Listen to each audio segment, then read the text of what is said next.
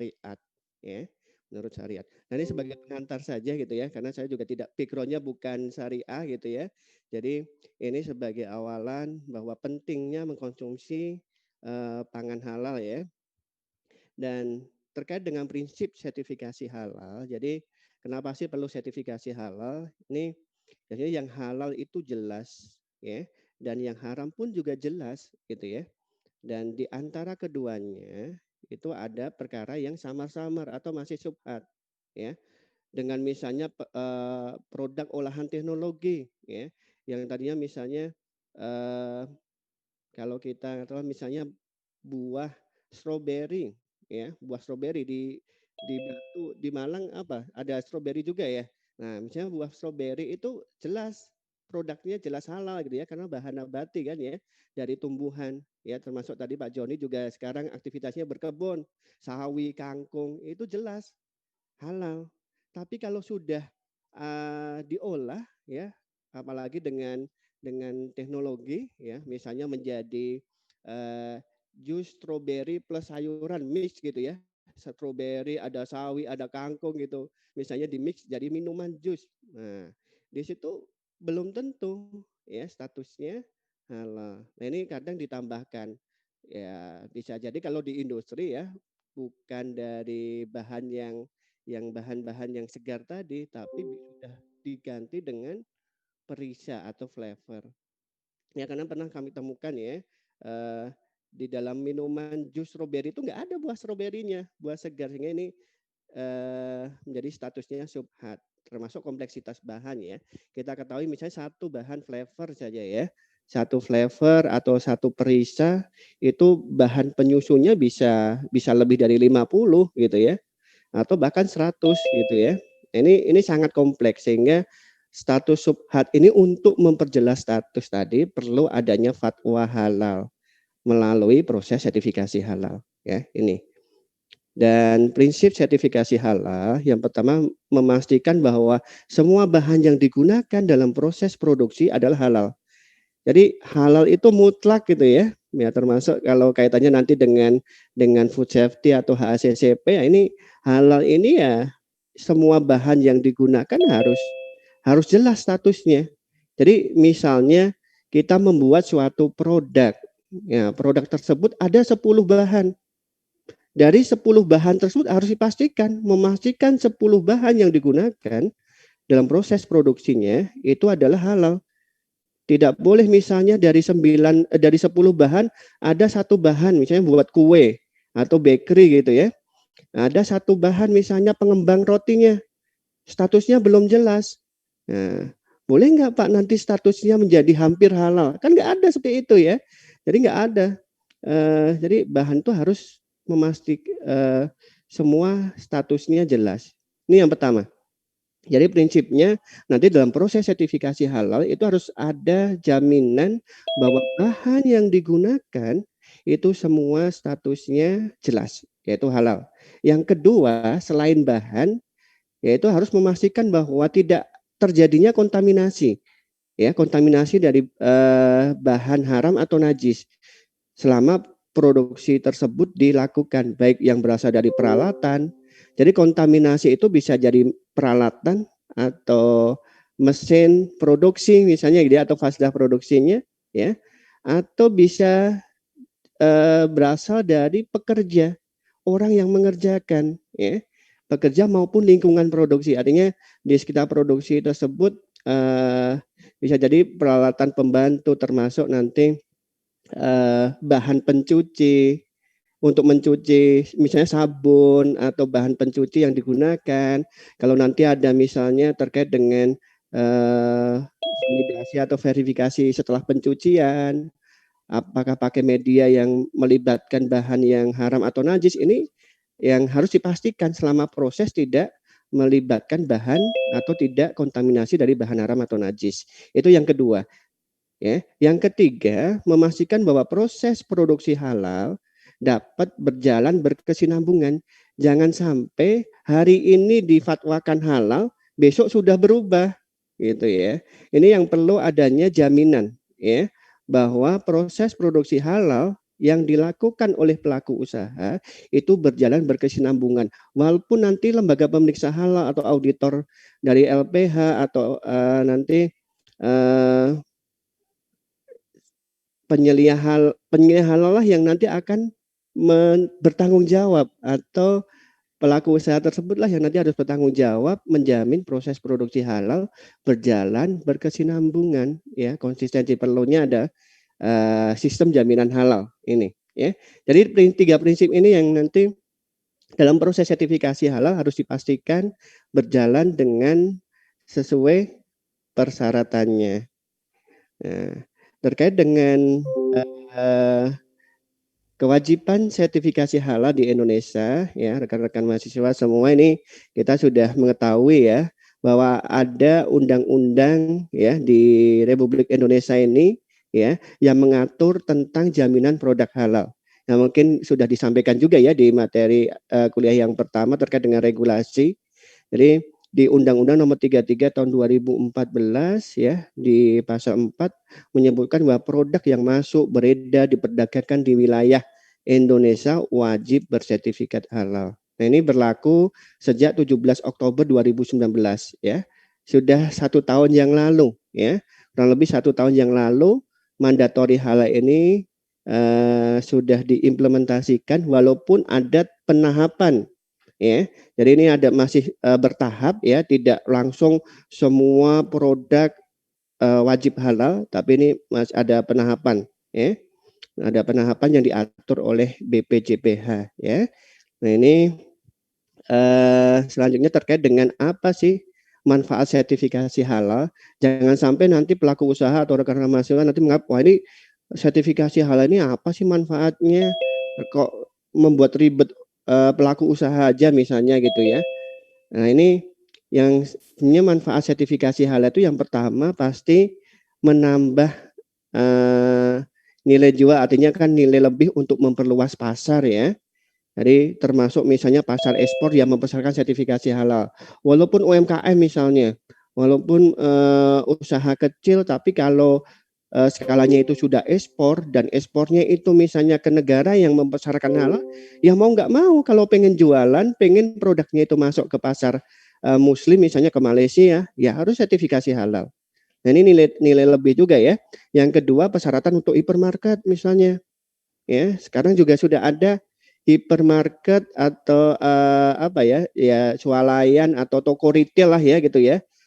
Toko-toko retail yang mengajukan sertifikasi sistem jaminan halal ya, sudah ada dan sudah mulai mempersyaratkan bagi produk-produk yang ingin masuk ke supermarket tersebut, ya harus dipersyaratkan status halalnya jelas. Nah, ini salah satu juga nanti kan untuk memperluas pasar. Yang ketiga, persyaratan menjadi pemasok produsen bersertifikat halal. Nah, baik itu bahan baku atau misalnya nanti menjadi untuk catering pegawai atau kantin dan sebagainya. Karena kalau sebagai nanti produknya itu untuk bahan baku industri, ya mau nggak mau nanti kalau produsennya itu mempersertifikasi halal, ya mau nggak mau bahan-bahannya juga harus bersertifikasi halal. Nah, ini yang pertama. Yang kedua, memenuhi hak konsumen muslim. Ini yang penting ya, untuk mendapatkan produk yang terjamin kehalalannya. Karena kita tahu tadi kalau produk sudah diolah itu kan statusnya menjadi syubhat. Walaupun yang haram, yang disebutkan haram itu sedikit, tapi dengan perkembangan teknologi atau dengan proses teknologi, kompleksitas bahan yang tadinya itu sedikit menjadi banyak, statusnya syubhat. Nah, ini yang salah satunya manfaat sertifikasi halal yang memenuhi hak konsumen muslim. Dan yang ketiga, bentuk kepatuhan ya terhadap regulasi atau aturan di negara ini, karena di undang-undangnya sudah jelas wajib sertifikasi halal. Hingga ini bagi pelaku usaha ini bentuk kepatuhan ya terhadap aturan yang ada di Indonesia, tidak menghindari pelanggaran hukum atau sanksi yang diberikan. Nantinya kalau sudah full implementasi, ya artinya kan ada sanksi juga ya. Nah, ini yang harapannya ini proses sertifikasi halal bisa dilakukan oleh pelaku usaha, dan sebagai dasar juga izin pencantuman logo halal. Jadi proses sertifikasi halal ini ya untuk mencantumkan logo halal ya harus melalui proses sertifikasi halal, sudah punya sertifikat halal baru boleh mencantumkan logo halal. Jangan mencantumkan logo halal tapi dasarnya tidak ada ya. Ini yang nanti akan kalau di undang-undang akan diatur ya terkait dengan nanti sanksi atau nanti yang tidak bisa membuktikan bahwa yang mencantumkan logo halal itu tapi tidak punya sertifikat halal ya pastinya nanti akan ada sanksi juga. Nah, insya Allah ini dengan sertifikasi halal ini berkah dunia akhirat ya. Allah. Nah, saya masuk ke proses sertifikasi halalnya. Di BPJPH sudah menjelaskan nih bagaimana sih cara memperoleh sertifikat halal gitu ya. Mulai dari pelaku usaha melakukan permohonan ya, mengajukan permohonan sertifikasi halal. Jadi semua permohonan registrasi itu sekarang masuknya ke BPJPH ya. Dan nanti akan dilakukan pemeriksaan secara administrasi ya. Nanti dokumen-dokumen apa saja yang harus disiapkan kami akan sampaikan ya. Di BPJPH akan pemeriksaan termasuk nanti akan penetapan LPH, Lembaga Pemeriksa Halal. Ya karena sekarang LPH yang sudah bisa melakukan proses pemeriksaan itu hanya LP POM MUI saja, berarti penetapan LPH ini ya secara otomatis kalau sekarang ya. Jadi berkas masuk ke BPJPH nanti langsung diserahkan ke LPH yaitu LP POM MUI ya. LP POM MUI akan melakukan pemeriksaan dan atau pengujian kehalalan produk. Ya. Setelah itu akan ada fatwa dari MUI dan penerbitan sertifikat halal oleh BPJPH. Nah, di sini juga sebenarnya sudah diatur ya berapa lama sih waktu yang diperlukan. Nah, nanti kami akan fokus ya akan lebih detailkan lagi terkait dengan proses sertifikasi halal yang harus dilalui oleh pelaku usaha terutama di saat pemeriksaan atau pengujian ini di LPH. Ya, proses yang ada di LPH LP POM nanti akan kami sampaikan juga secara detail. Nah, ini alur prosesnya ya kalau secara supaya mudah dipahaminya. Dari pelaku usaha atau perusahaan melakukan pendaftaran ke BPJPH, lanjut ke LP POM MUI ya sebagai lembaga pemeriksa halal. Setelah melakukan pemeriksaan nanti akan ditetapkan ya atau difatwakan oleh Majelis Ulama Indonesia. Outputnya itu adalah ketetapan halal Majelis Ulama Indonesia. Nah, dari sini nanti BPJPH akan mengeluarkan sertifikat halal ya, berdasarkan ketetapan halal yang dikeluarkan oleh Majelis Ulama Indonesia. Nah, ini ya, jadi paralel saja nanti prosesnya bisa BPJPH secara offline registrasinya di PTSP pelayanan terpadu satu pintu ya di Kementerian Agama ya kalau di pusat ya di Jakarta di lapangan Banteng atau di Kanwil setempat ya Kanwil Kementerian Agama melalui Satgas BPJPH ya jadi berkas masuk ke BPJPH nanti ke LP POM MUI itu bisa registrasinya online ya melalui Sero ya sistem online ya sertifikasi online SS23.000 maupun offline. Jadi untuk di LP POM juga terutama untuk ya LP POM MUI yang di provinsi itu sebagian masih offline, tidak full online ya. Lanjut nanti setelah pemeriksaan Komisi Fatwa menetapkan halal baru nanti keluarlah sertifikat halal ya. Nah, jadi lingkup sertifikasi halal di LP POM MUI. LP POM MUI sebagai LPH ya lembaga pemeriksa halal di Indonesia ya. Terkait dengan ruang lingkup ini juga ada LP POM MUI yang di pusat termasuk LP POM MUI yang di provinsi. Ya sebenarnya ada juga untuk yang menangani di luar negeri juga ada di Cina, di Korea, termasuk di Taiwan. Ya, ini juga ada kantor cabang gitu ya di sana untuk mempermudah proses pelaku usaha yang ada di sana melakukan pendaftaran sertifikasi. Nah ini kalau kita bicara di lingkup dalam negeri, ini dibagi menjadi LP POM MUI pusat dan LP POM MUI provinsi. ya. Kalau LPPOM MUI pusat nanti diatur pelaku usaha yang produknya dipasarkan secara nasional atau ekspor. Jadi kalau ekspor atau sudah skalanya nasional, itu nanti sertifikasi halal pendaftarannya ya ke LPPOM MUI pusat ya. Termasuk kalau restoran yang franchise yang mempunyai banyak cabang, apalagi perusahaan yang di luar negeri, ini harus melalui LPPOM MUI pusat. Nah, untuk LPPOM MUI provinsi, nah bisa LPPOM MUI provinsi Jawa Timur, Jawa Tengah, Jawa Barat, ya, Sumatera Utara, ya, di seluruh provinsi sudah ada LPPOM MUI yang siap untuk melakukan pemeriksaan dan atau pengujian tadi ya, sesuai dengan amanah undang-undang. Nah ini diaturnya nanti yang pemasarannya lokal saja misalnya ya, atau yang industri skala kecil misalnya ya, UMKM itu nanti sertifikasinya ke LPPOM MUI provinsi saja itu.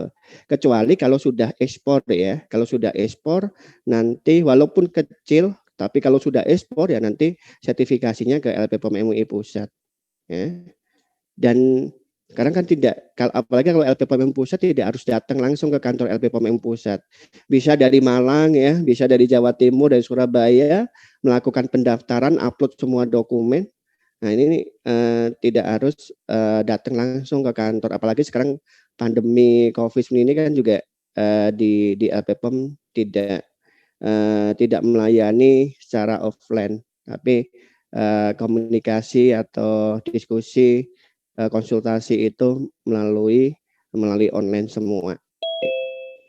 Nah, termasuk ruang lingkup sertifikasi di LPPOM provinsi itu juga untuk jenis usaha rumah potong hewan ya, RPH, rumah potong hewan atau rumah potong ayam unggas RPA atau RPU ya, rumah potong unggas di satu provinsi tersebut. Ini cukup ke LPPOM MUI provinsi. Nah, output sertifikasi halal kalau kita bicara di LPH LPPOM MUI ya. Jadi outputnya itu nanti ketetapan halal. Jadi sejak Januari 2020 ya, LPPOM MUI tidak mengeluarkan sertifikat halal. Ya.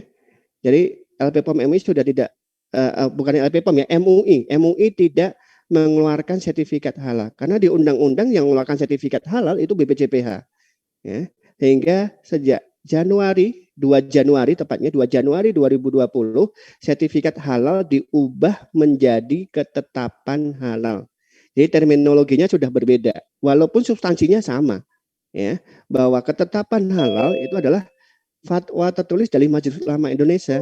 Jadi berdasarkan laporan dari LPPOM MUI akan ditetapkan atau difatwakan halal oleh Majelis Ulama Indonesia. Keluarlah yang namanya ketetapan halal sekarang ya. Jadi ketetapan halal MUI ini mencerminkan kehalalan produk ya, termasuk juga menu kalau di restoran, termasuk nanti ruang lingkupnya kalau di restoran itu outlet atau store atau cabang gitu ya, termasuk dapur atau kitchennya ya. Ini yang nanti akan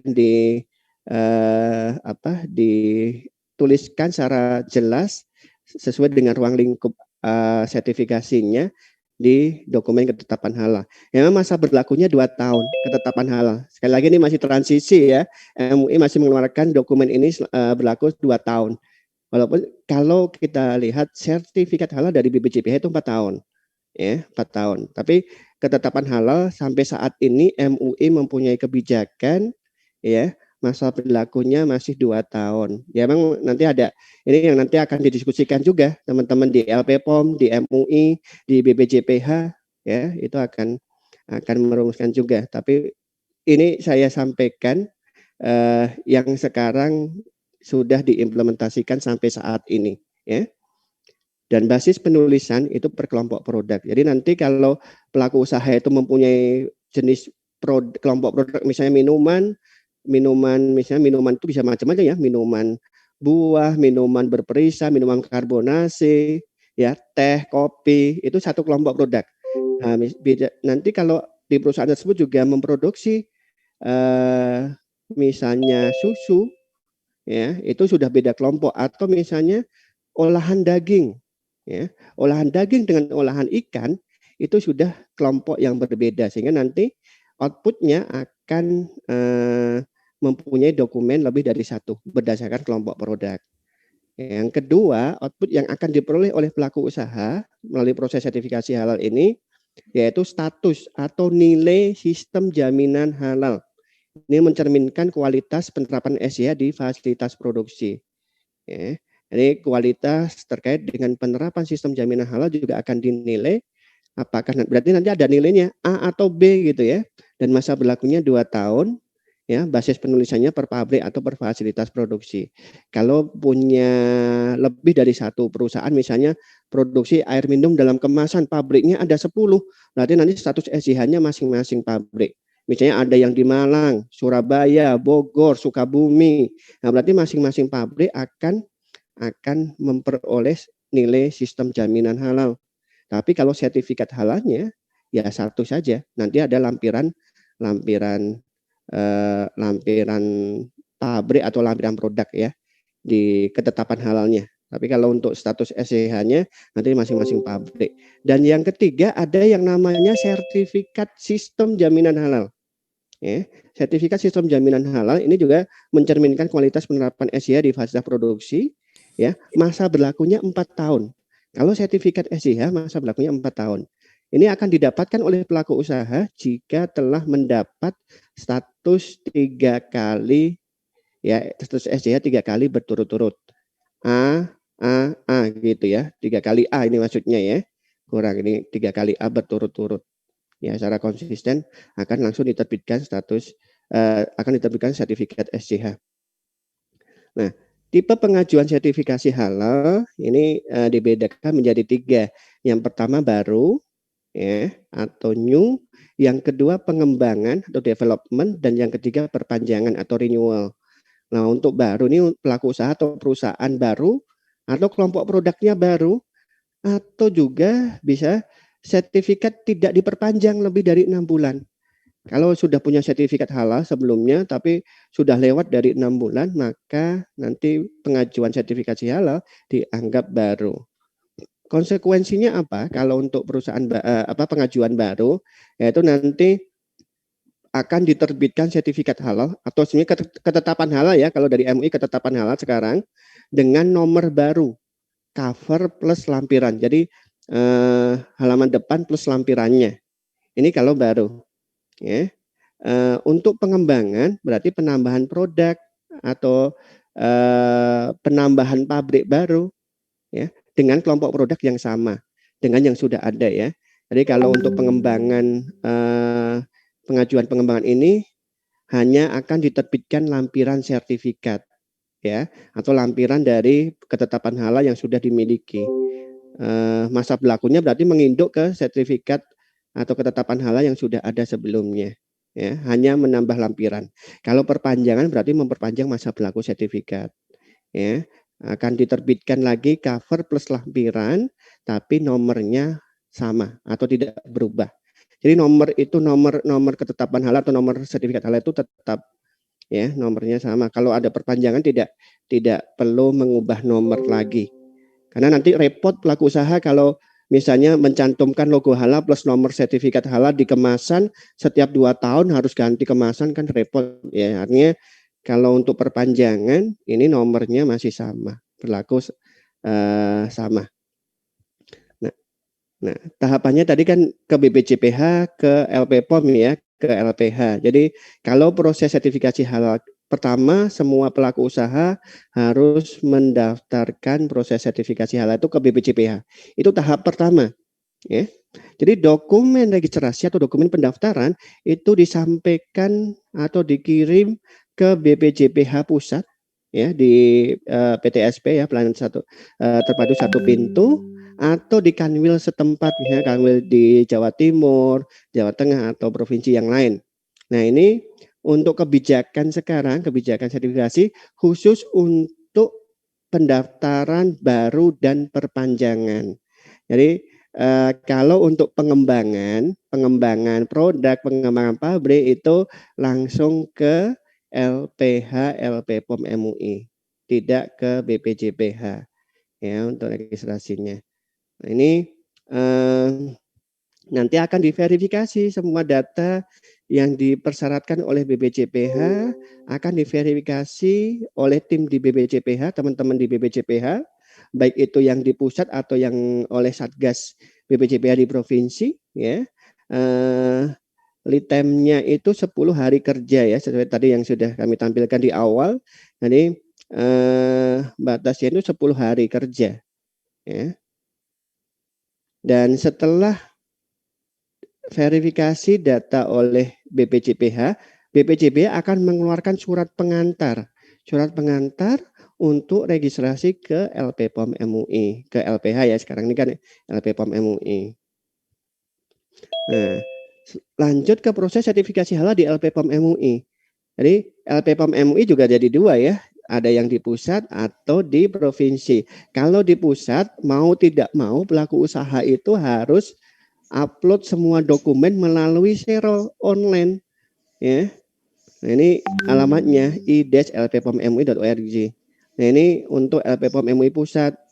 Kalau provinsi itu bisa online atau masih offline ya. LPPOM MUI setempat atau LPPOM provinsi via email atau datang langsung. Ya, memang disangka memang lewat email ya karena pandemi Covid ini LPPOM MUI provinsi juga mempunyai prosedur juga termasuk BPJPH juga mempunyai prosedur Bapak Ibu rekan-rekan mahasiswa tidak melayani offline, semua dokumen disampaikan melalui email ya. Tapi kalau ke pusat ya jelas ini langsung diuploadnya ke sistem ya ke Xero. Nah, nanti link pendaftarannya juga berbeda ya, khusus kanalnya untuk pusat dan provinsi sudah beda kamar ya, sudah beda. Walaupun prosesnya terkait dengan tahapan sertifikasinya sama dan sekarang terkait dengan Xero provinsi untuk online provinsi juga lagi dikembangkan supaya lebih sederhana. Ya, ini kalau yang di pusat sudah versi 3 sekarang dan ini sudah berjalan dari 2012 ya. Saat ini per bulan Juni tahun lalu sudah versi yang ketiga. Sudah mengalami pengembangan yang ini harapannya lebih mudah nanti pelaku usaha melakukan proses sertifikasi halal. Nah, ini beberapa ini daftar tipe registrasi di LP POM provinsi. Ya memang yang online belum banyak ya. Di Jawa Barat, kalau di Jawa sih sebenarnya sudah ya, Jawa Barat, Jawa Timur, Jawa Tengah ya. Termasuk di beberapa provinsi, termasuk ada yang offline juga ya. Walaupun sudah online juga sebenarnya masih sebagian dilayani juga secara offline ya. Ini yang ada di LP POM MUI provinsi ya. Kalau prosedurnya prosedur sertifikasi halal di LP POM MUI mulai dari ya pastinya pelaku usaha melakukan persiapan dulu ya, persiapan dokumen, persiapan terkait dengan implementasi sistem jaminan halal, baik itu perusahaan yang kecil atau yang besar itu sama persyaratannya. Ya, persyaratannya sama, standarnya sama, hanya cara menjawabnya. Cara menjawabnya nanti yang kalau untuk pelaku usaha dokumennya bisa nanti disiapkan oleh LP POM ya. Pelaku usaha tidak banyak mikir gitu ya, tidak banyak menyusun dokumen. Nah, nanti peluang juga nih rekan-rekan mahasiswa ya nanti untuk mendampingi pelaku usaha ya dengan mengetahui proses sertifikasi halal, persyaratan sertifikasi halal ini kan harapannya nanti bisa menjadi pendamping UMKM atau pendamping pelaku usaha ya, terutama yang mempunyai keterbatasan SDM. Kalau dilakukan oleh atau dibantu oleh rekan-rekan mahasiswa ini sebenarnya sih suatu yang mudah gitu ya, gampang karena kalau proses sertifikasi halal apalagi sudah online seperti ini kan rekan-rekan mahasiswa ini kan kaum milenial ya yang melek teknologi kan artinya mudah lah kalau proses sertifikasi halal ini kan mulai dari tahap awal sampai nanti memperoleh sertifikat halal atau ketetapan halal ya, output-nya ini ya sebenarnya prosesnya hanya 2. Ini kan teknis bagaimana perusahaan itu mengirimkan data saja, yaitu bagaimana data itu di-upload atau dikirimkan. Yang kedua, monitoring, ya, monitoring atau melakukan monitoring, melihat sejauh mana proses yang sudah dijalani ini, ya. Ini yang kalau rekan mahasiswa mendampingi ini sangat membantu sekali ya pelaku usaha terutama yang untuk UMKM. Mulai persiapan, nyiapin dokumen-dokumen yang nanti dipersyaratkan, mulai nanti sign up, membuat username password, login ke sistem, registrasi, pembayaran, ya, termasuk mengupload semua dokumen sampai ke nanti ada yang tahapnya kalau sudah semua dokumen diupload, nanti akan disiapkan pembayaran sertifikat atau biaya sertifikasi halal itu berapa. Ya, tergantung juga kan di sini. Tergantung besar kecilnya usaha, omset perusahaan juga, jumlah karyawan, besar atau kecil, termasuk jumlah produk, ya, jumlah bahan yang nanti akan diperiksa itu kan juga akan mempengaruhi berapa mendes atau berapa hari orang kerja HOK-nya, hari orang kerja. Jadi nanti di LPPOM juga sudah punya standar ya terkait dengan biaya sertifikasi, UMKM berapa, kisaran berapa itu sudah ada semua, ya. Selanjutnya dilakukan pemeriksaan pre-audit, ya, diverifikasi dokumen-dokumen yang diupload benar atau tidak gitu kan ya. Nah, komentar-komentarnya nanti langsung bisa dilihat oleh pelaku usaha. Langsung di pre-audit monitoring, lanjut kalau sudah bayar termasuk sudah dilakukan pemeriksaan dokumen, lanjut ke penjadwalan audit. Dan menariknya sekarang di Xero versi 3 ini penjadwalan audit sudah online. Jadi penunjukan auditor termasuk nanti kalau misalnya ada keperluan terkait dengan akomodasi, misalnya tiket pesawat, akomodasi hotel itu semua dokumen itu bisa di-upload-nya di Xero dan nanti bisa diunduh oleh pelaku usaha termasuk data auditor KTP atau paspor itu sudah diupload di sistem sehingga perusahaan kalau mau menyiapkan akomodasi nggak perlu lagi nanya email atau telepon ke penjadwalan di sistem itu sudah diakomodir. Termasuk nanti di sini juga pelaku usaha bisa mereject auditor. Di sistem itu sudah bisa nanti pelaku usaha boleh menolak auditornya. Misalnya saya sebagai salah satu auditor di LPPOM nanti ditugaskan pelaku usaha menolak gitu ya. Wah, ada pengalaman buruk nih misalnya dengan Pak Catur. Ya udah nanti ditolak, di-reject itu nanti LPPOM akan mengganti. Ya. Ya ini dengan LPPOM sudah diakreditasi oleh KAN, proses sertifikasi halal itu bisa dimonitoring real time oleh perusahaan. Ini era keterbukaan ya Bapak Ibu ya, rekan-rekan mahasiswa di tahapan proses ini bisa dimonitoring day to day real time, prosesnya sudah sampai mana itu akan kelihatan ya. Sampai ke pelaksanaan audit, nanti rapat auditor ya, termasuk penilaian SCH sampai ke rapat komisi fatwa dan penerbitan sertifikat. Kenapa ini dibintangin? Karena ada proses yang berbeda sekarang untuk rapat komisi fatwa. Kalau di undang-undang harusnya nanti setelah LPH itu selesai melakukan pemeriksaan atau pengujian, itu akan dikembalikan ke BPJPH dan nanti akan diteruskan ke Komisi Fatwa MUI. Ya, tapi karena sekarang ini LPH-nya satu-satunya LPPOM MUI, ya udah LPPOM MUI langsung. Jadi hasil pemeriksaan LPPOM MUI langsung dibawa ke Komisi Fatwa MUI oleh LPPOM ya, nanti akan ditetapkan di sana dan diterbitkan nih sekarang namanya ketetapan halal. Ya, ketetapan halal. Nah, inilah nanti dari output sistem Xero ini nanti yang di-download adalah status atau nilai SCH dan ketetapan halal dari Majelis Ulama Indonesia. Nah, selanjutnya pelaku usaha bisa meneruskan ke BPJPH. BPJPH akan menerbitkan sertifikat halal. Ini yang ada di LPPOM ya. Jadi prosesnya simpelnya seperti ini ya. Registrasi, bayar, upload semua dokumen, dokumennya itu dicek, di pre-audit, lakukan audit, nanti akan ada pelaporan post audit ini rapat auditor atau analisa lab, selanjutnya sidang fatwa produk halal download. Ini prosesnya, ya. Ini prosesnya. Dan kalau kita lihat di ini di sistemnya ya, teknis yang ada di Serolnya, menu apa sih yang harus dibuka? Nah ini nanti rekan-rekan mahasiswa kalau sudah lihat nanti sistem Serol itu simple kok gitu ya, mudah. Kuncinya nanti username-nya, user manual, bagaimana cara menggunakan Serol itu juga sudah dipublish, bisa dibaca gitu ya. Nah nanti menu-menu atau tahap apa yang nanti harus dibuka gitu ya.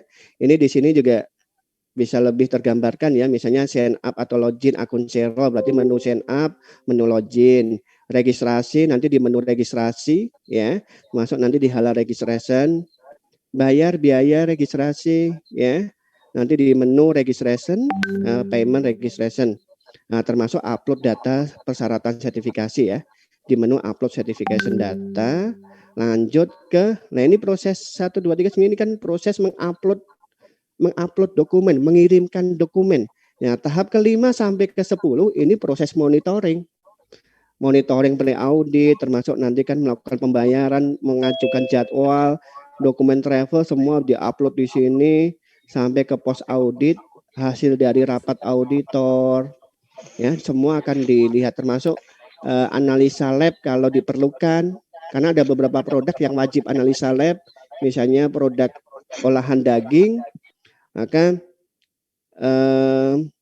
wajib dicek di lab ya, paralel dengan hasil rapat auditor, penilaian SJH termasuk lab di sini. Jadi nanti monitoring post audit namanya. Nah, setelah oke, lanjut ke monitoring fatwa.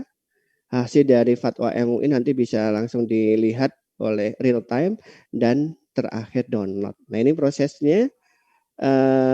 Di sini saya ingin memberikan gambaran terkait dengan lead time. Berapa lama sih kira-kira proses sertifikasi halal? Tidak mungkin 1 hari jadi ya kalau lihat prosesnya tadi. Nah, jadi di sini khusus perusahaan dalam negeri, misalnya, jadi dihitung itu mulai perusahaan itu mengupload dokumen dan sudah komplit atau sudah finish ya, uploadnya komplit ya, sampai ke pre-audit, termasuk pre-audit ke dari pre-audit ke audit 15 hari, audit ke komisi fatwa, komisi fatwa 15 hari, komisi fatwa ke terbit sertifikat halal atau ketetapan halal 25 hari. Ini 25 hari kalender ya. Jadi total 75 hari kalender. Ini pelayanan atau lead time di LP POM MUI, walaupun sebenarnya ada pengalaman pelaku usaha yang proses sertifikasinya itu di bawah 75 hari kalender dan itu banyak ya. Kalau di rata-rata proses sertifikasi halal atau pelayanan sertifikasi halal di LP POM MUI itu kisaran 50-an, 50 hari kerja ya, hari kalender, mohon maaf, hari kalender. Kalau di undang-undang atau di proses atau tata cara sertifikasi halal tadi kan LPH itu diberi waktu 60 hari, 60 hari atau berapa tadi, 60 hari tapi hari kerja. Ya sebenarnya sih hampir sama sih ya. 60 hari kerja itu bisa lebih dari 3 bulan ya, 3,5 atau 4 bulan. Ya, ini kalau hitungan di Serol itu kalender.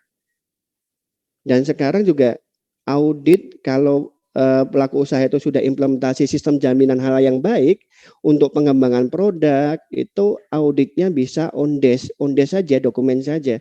Dan sekarang sudah banyak sekali. Hampir sepertiga dari registrasi yang masuk di, setahu kami ya, ini saya kan tidak full di LP POM sekarang, jadi saya sebagai salah satu auditor, info dari teman-teman di LP POM, sekarang sudah banyak sekali registrasi yang masuk itu dilakukan dengan cara on desk audit. Kalau on desk itu saat proses sertifikasi halal nggak perlu auditnya on desk, nggak perlu nanti penjadwalan segala macam kan, ngatur-ngatur jadwal dengan pelaku usaha, ya udah nanti otomatis dokumen kalau sudah oke, diperiksa, sudah bayar, langsung ditunjuk auditornya untuk mereview, langsung nanti rapat auditor komisi jauh lebih cepat. Ya, pengalaman kami 1 sampai 2 minggu itu sudah keluar lampiran sertifikat halal atau lampiran ketetapan halalnya. Kalau auditnya on desk. Nah, ini dokumen-dokumen yang terakhir karena waktunya juga singkat, ini saya sekilas saja dokumen-dokumen apa yang harus disiapkan oleh pelaku usaha atau perusahaan itu. Yang pertama kan dokumen yang harus disiapkan di BPJPH. Jadi ada dua step ya, BPJPH dan LPH. Nah, BPJPH nanti diminta pelaku usaha itu harus menyiapkan data pelaku usahanya. Dengan apa? Misalnya nomor induk berusaha, NIB. Ya, NIB jika tidak memiliki NIB dapat dibuktikan dengan surat izin lainnya, bisa NPWP, SIUP, IUMK, IUI dan NKV untuk rumah potong hewan ya. Nah, termasuk nanti kalau di UMKM kan bisa izin usaha dari kelurahan atau kecamatan juga bisa. Yang kedua, penyeliah halal. Jadi sudah dipersyaratkan sekarang di BPJPH itu sudah mempersyaratkan adanya penyeliah halal ya. Dan di undang-undang penyeliah halal itu sudah wajib setiap pelaku usaha itu harus mempunyai penyeliah halal ya. Yang syaratnya itu harus muslim ya dan mempunyai wawasan luas terkait dengan kehalalan. Artinya kompeten, muslim dan kompeten gitu ya. Nanti rekan-rekan mahasiswa bisa menjadi penyeliah halal juga ini ya. Ya, nanti dari data penyeliah halal itu salinan KTP, CV atau daftar riwayat hidup, salinan sertifikat penyeliah halal ya. Jadi sertifikat kompetensi penyeliah halal atau sebenarnya bisa juga sertifikat pelatihan kompetensi penyeliah halal ya. Ini juga termasuk juga salinan keputusan penetapan penyeliah halal dari perusahaan. Jadi ada SK atau penunjukan keputusan ya dari internal perusahaan untuk menetapkan misalnya si A ini sebagai penyeliah halal di perusahaan. Ini sudah bisa. Tidak harus juga sekarang apalagi kalau UMKM penyeliah halal ini bisa dari lembaga, misalnya dari perguruan tinggi negeri, BUMN, BUMD, lembaga yang lain misalnya termasuk komunitas itu bisa di penyeliah halal itu dari pihak luar. Kalau UMKM ya, informasi dari BPJPH seperti itu. Termasuk nama dan jenis produk yang akan didaftarkan, nama produk termasuk bahan-bahan yang akan digunakan. Karena kita ingat tadi ya prinsip sertifikasi itu kan harus memastikan semua bahan yang digunakan itu statusnya jelas ya, baik itu bahan baku, bahan tambahan atau bahan penolong, termasuk proses pengolahan produk ya. Di proses misalnya mulai dari pembelian, penerimaan, penyimpanan sampai produk itu didistribusikan itu harus menjamin prosesnya itu tidak kontaminasi kan ya. Dan terakhir dokumen yang terkait dengan sistem jaminan halal. Ya. Ini dokumen-dokumen yang disiapkan oleh pelaku usaha ke BPJPH. Selanjutnya nanti ya sebenarnya hampir sama juga ya. Di LPPOM juga nanti manual SCH juga ada kan ya. Manual SCH termasuk diagram alih proses produksi. Nah, di sini juga nanti kalau untuk di LPPOM dipersyaratkan juga ada jaminan bahwa fasilitas yang digunakan ya itu bebas babi, surat pernyataan bebas babi termasuk alamat seluruh fasilitas ya untuk memproduksi produk yang disertifikasi. Kalau misalnya ada titik produksi di tempat orang lain, ya berarti termasuk ini juga harus didaftarkan informasi berapa cabangnya, berapa jumlah outletnya. Nah ini semua harus di list dan disampaikan.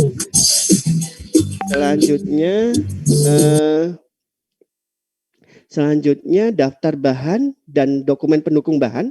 Ini sama ya tadi dipersyaratkan juga di BPJPH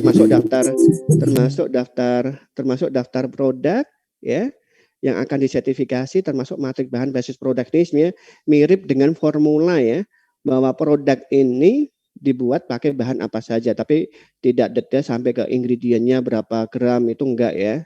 Nah, ini memastikan aja produk tersebut dibuat pakai bahan apa saja. Nah, termasuk bukti-bukti implementasi SDH, ya. Diseminasi kebijakan halal atau bukti sosialisasi kebijakan halal, bukti pelatihan internal, termasuk bukti pelaku usaha tersebut sudah melakukan audit internal.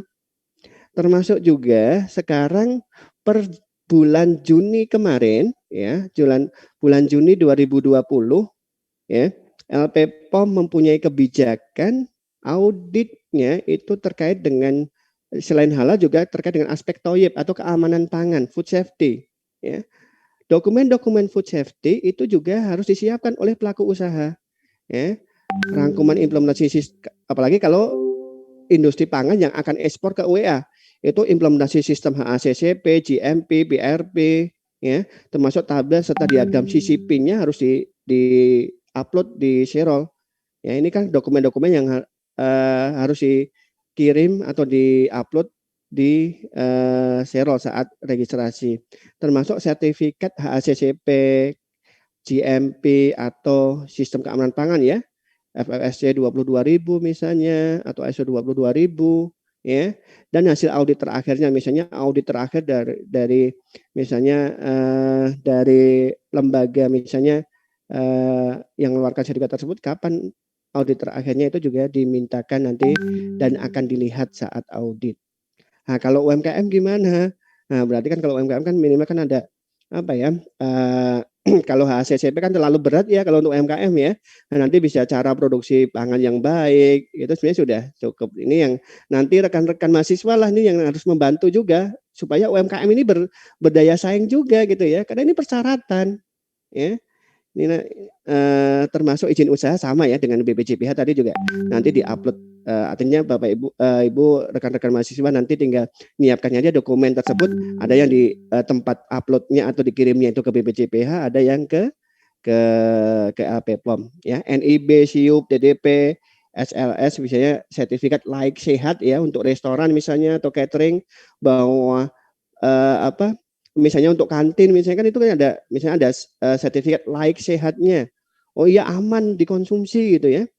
Nah, ini restoran-restoran kan walaupun ini kalau kita saat pengalaman audit emang misalnya suatu restoran belum semua cabangnya atau semua outletnya itu sudah mempunyai sertifikat layak sehat karena memang ini belum nggak tahu ya apakah aturannya ini belum mandatori atau masih voluntary, tapi ya ini yang penting kan sudah ada izin usahanya yang misalnya tadi NIB ya atau DDP atau SIUP. Kalau untuk UMKM ya bisa untuk izin kelurahan juga sudah cukup. Dan yang satu lagi yang diupload di LP POM itu adalah surat pengantar dari BPJPH. Ini yang dipersyaratkan juga ya. Jadi kan tahapan awal kan BPJPH dulu ya. Semua pelaku usaha itu mendaftar ke BPJPH, nanti akan dikeluarkan surat pengantar dari BPJPH. Nah, nanti kalau pelaku usaha tersebut mengalami kendala, misalnya lama tidak dikeluarkan oleh BPJPH misalnya ini ya. Nah, nanti yang diupload di Xerox ini nanti bisa ini aja bukti bahwa dokumen tersebut sudah di email atau disampaikan ke BPJPH, bukti itu yang diupload di Xerox itu sudah nanti sementara bisa di-upload saja gitu. Jadi supaya tidak menghambat proses ya. Artinya jangan sampai nanti pelaku usaha harus mendapatkan surat pengantar nanti proses di LP POM nggak jalan. Ini yang nanti bisa bukti kirimnya saja di-upload di Xerox supaya bisa lanjut ke tahap berikutnya.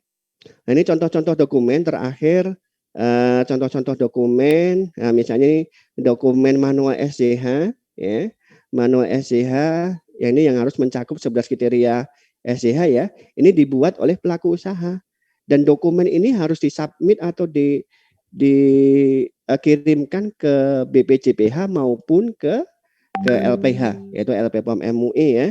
Jadi manual SDH ini bentuk atau janji perusahaan untuk menjawab memenuhi 11 kriteria SDH. Nah, isinya ya mulai dari kebijakan halal.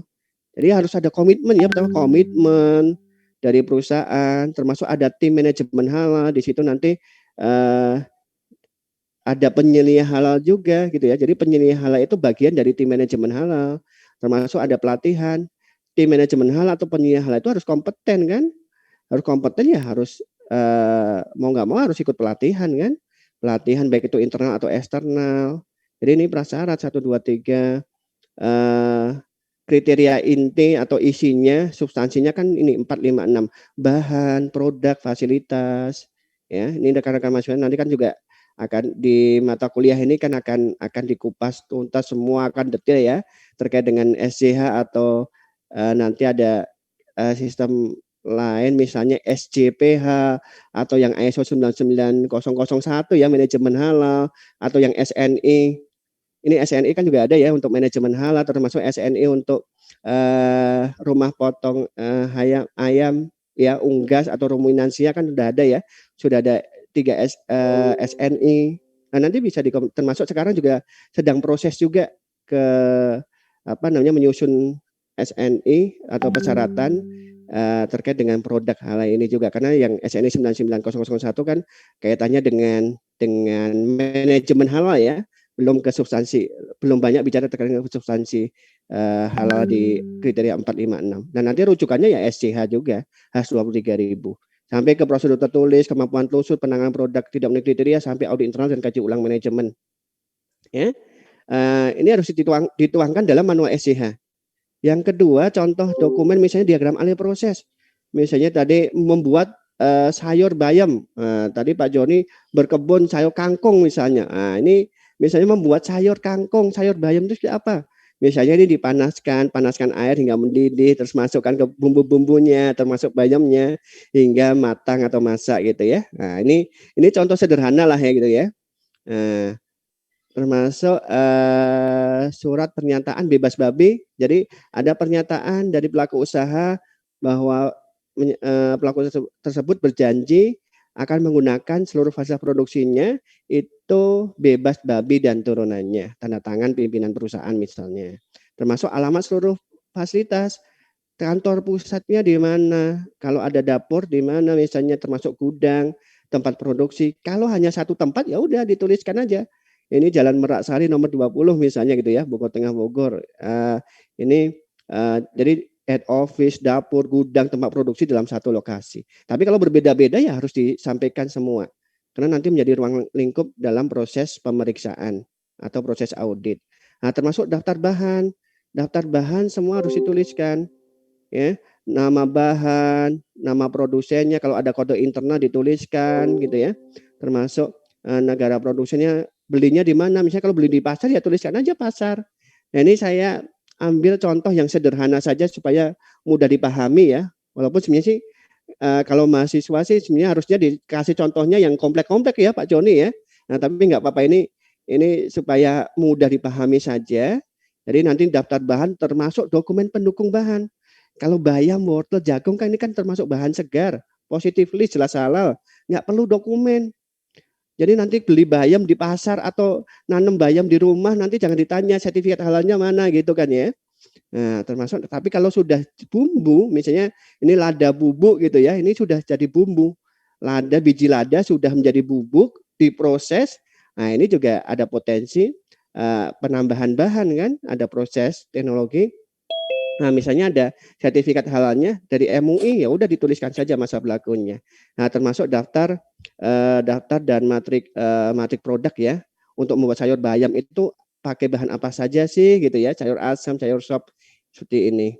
Nah, termasuk ini yang terakhir contoh dokumen contoh dokumen yang harus disiapkan yaitu bukti diseminasi kebijakan halal. Bukti kebijakan halal itu sudah disosialisasikan misalnya dengan foto poster kebijakan halal atau figura atau daftar hadir briefing, email ya atau dan lain sebagainya ya, boleh apapun. Termasuk training internal ya, foto saat training atau pelatihan, daftar hadir pelatihan, materinya, bentuk evaluasinya atau sertifikat pelatihannya. Salah satu aja di-upload, termasuk audit internal ya, daftar hadir audit, siapa yang melakukan audit, auditornya siapa, auditinya siapa, daftar pertanyaannya seperti apa, kalau ada perbaikan, tindakan perbaikannya sudah dilakukan belum. Nah, ini yang disiapkan. Nah, ini contoh aja timeline persiapan pendaftaran sertifikasi.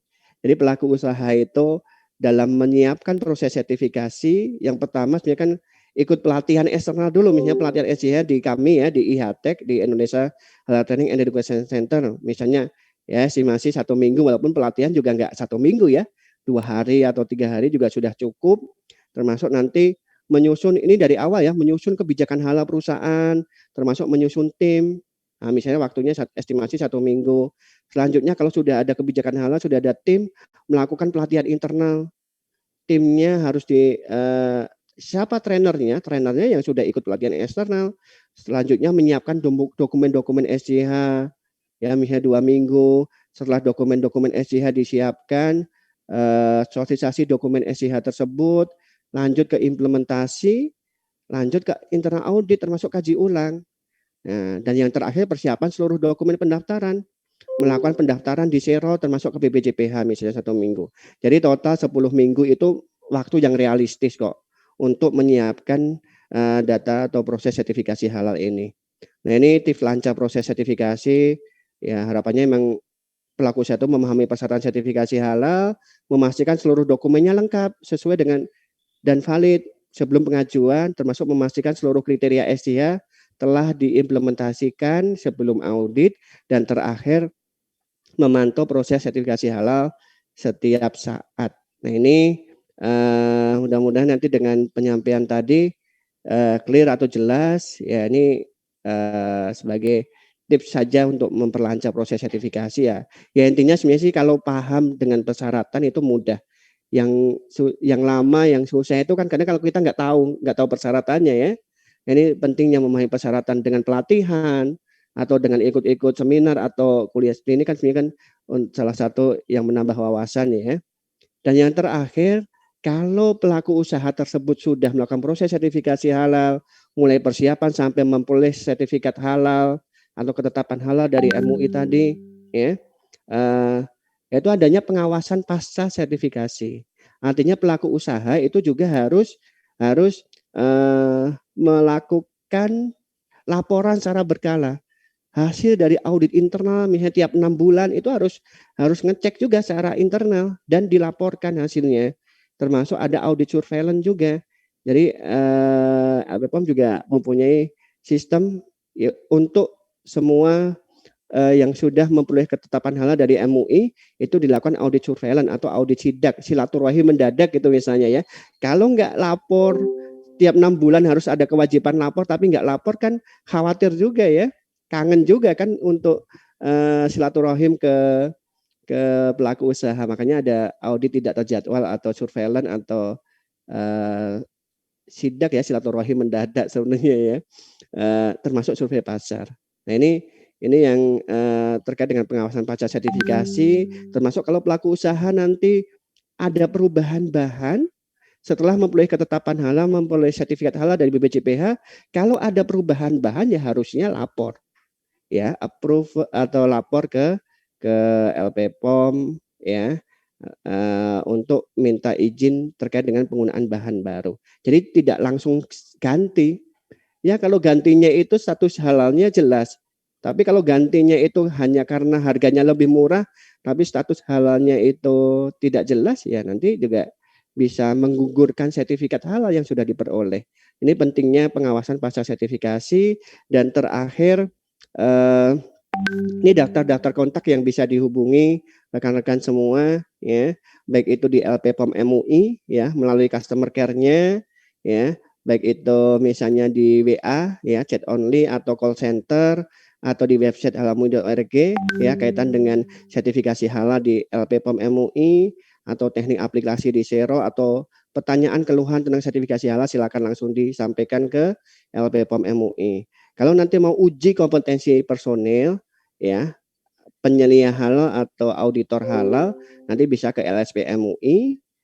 Kalau untuk mendaftar sertifikasi halal yang awal tadi ke BPJPH ya. Di BPJPH juga ada websitenya halal.go.id, ada customer care-nya atau customer apa ya, call center-nya ya, WA atau email, silakan nanti dikontak saja ke BPJPH ya. Termasuk di kami di IHTEC, di Indonesia Halal Training Education Center, silakan nanti kalau rekan-rekan atau teman-teman semua ingin lebih detail lagi terkait dengan pelatihan, memahami persyaratan HAS 23.000, ingin menyiapkan sebagai penyelia halal atau pelatihan auditor halal, ini IHTEK siap untuk melakukan pelatihan, dan pelatihan yang dilakukan sekarang juga basisnya kompetensi. Jadi berdasarkan SKKNI, Standar Kompetensi Kerja Nasional Indonesia, baik itu sebagai penyelia halal atau sebagai auditor halal. Ya, sebenarnya ada juga satu lagi terkait dengan SKKNI halal yang sudah ada, itu kaitannya dengan Juleha, juru sembelih halal. Ya, beberapa bulan yang lalu kami melatih Juleha, juru sembelih halal, orang Jawa Timur, ya, orang Lumajang, orang-orang Jawa Timur yang tinggal di Taiwan sebagai jagal, sebagai sebagai Juleha, juru sembelih halal di Taiwan, minta pelatihannya ke kami. Ini silakan, ini kontak-kontak yang bisa dihubungi, baik itu IHTEK, BPJPH, LSP atau di LPPOM yang kaitannya dengan proses sertifikasi halal di Indonesia. Demikian yang bisa disampaikan untuk sharing diskusi hari ini. Mudah-mudahan bisa dipahami. Silakan, nanti masih ada waktu untuk diskusi ya, Pak Dego. Silakan ya, feel free aja, nanti kita bisa diskusi kalau ada yang ingin ditanyakan atau yang tidak jelas. Demikian, terima kasih atas perhatiannya, partisipasinya. Assalamualaikum warahmatullahi wabarakatuh. Saya kembalikan ke Pak Moderator ya, ke Pak Dego. Oke. Baik, Waalaikumsalam warahmatullahi wabarakatuh. Terima kasih Pak Catur atas pemaparannya yang cukup jelas ya. Baik, sebelum kita mulai sesi pertanyaan, sambil menunggu juga beberapa pertanyaan yang masuk, mungkin saya rangkum apa yang disampaikan oleh Pak Catur tadi, bahwa sertifikasi halal ini wajib.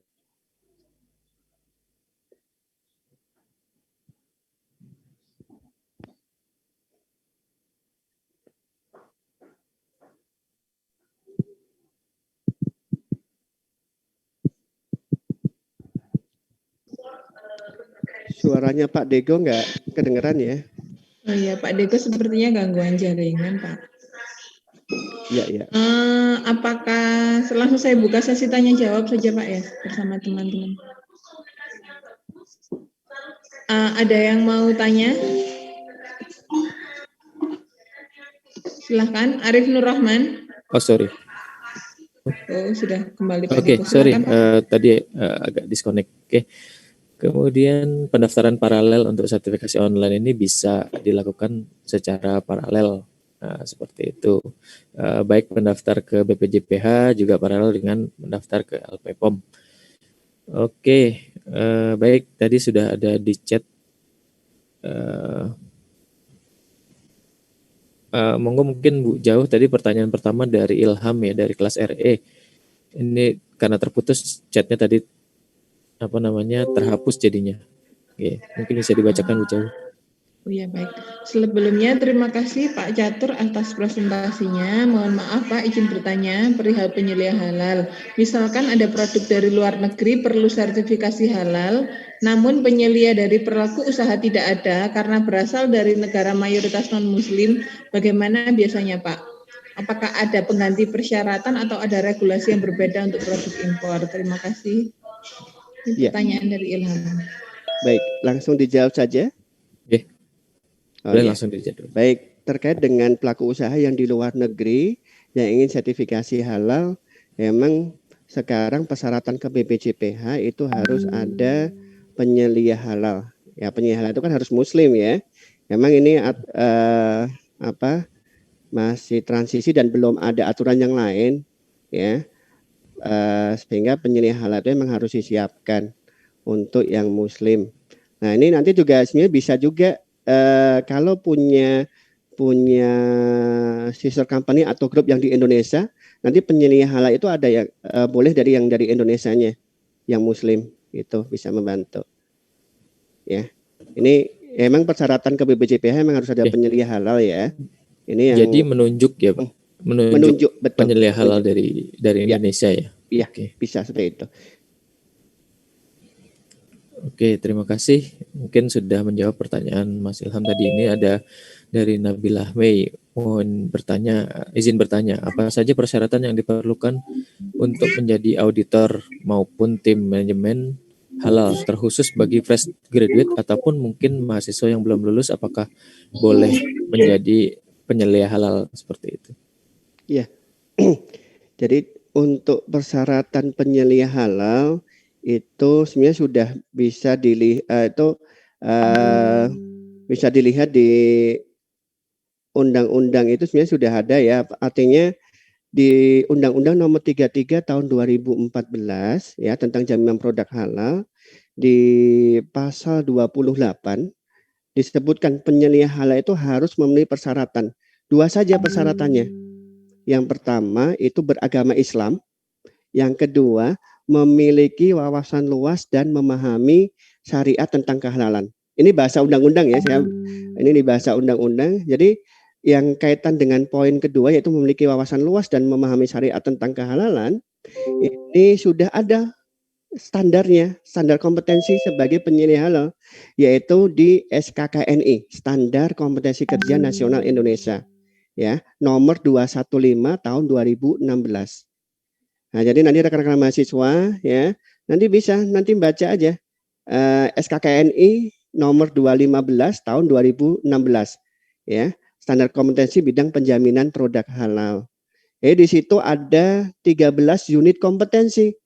Jadi untuk menjadi penyelia halal ya harus ada kompeten di 13 unit tadi. Nah, mulai dari kalau saya jabarkan mulai dari merencanakan penerapan SCH, menerapkan SCH sampai ke mengevaluasi pelaksanaan SCH. Total ada 13 unit kerja atau unit kompetensi. Itu yang apa syaratnya ya nanti untuk memahami SKKN ini dengan ikut pelatihan saja.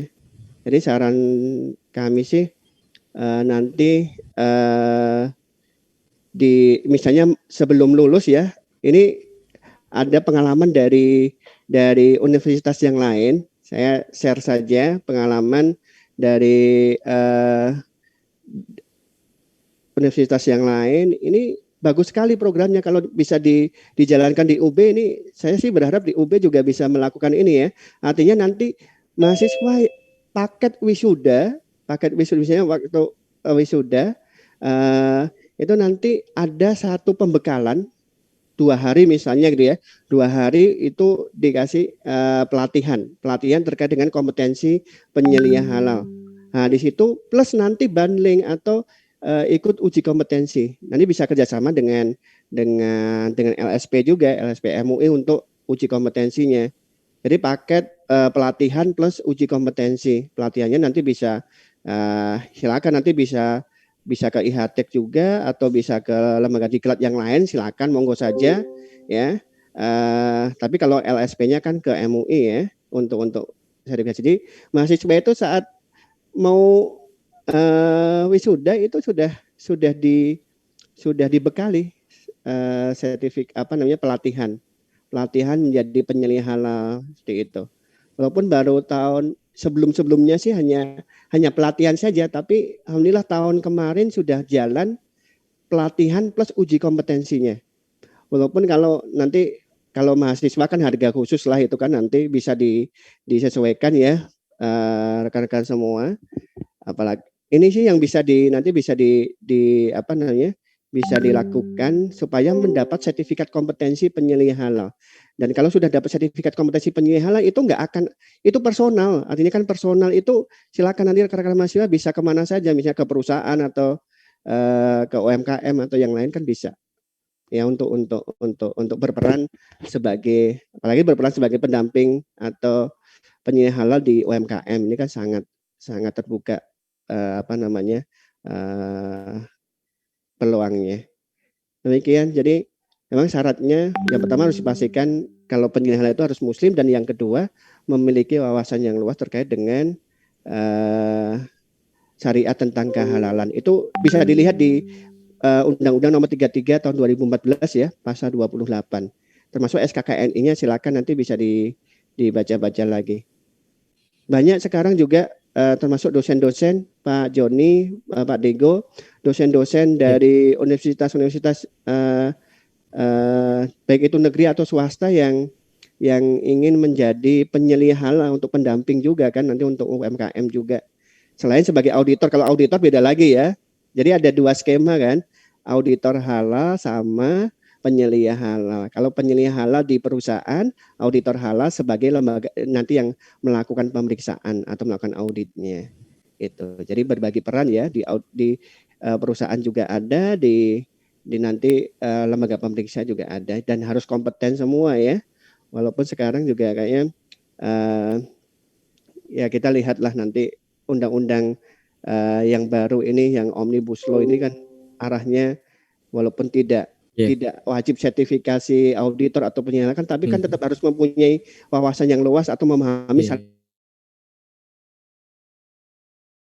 tentang kehalalan.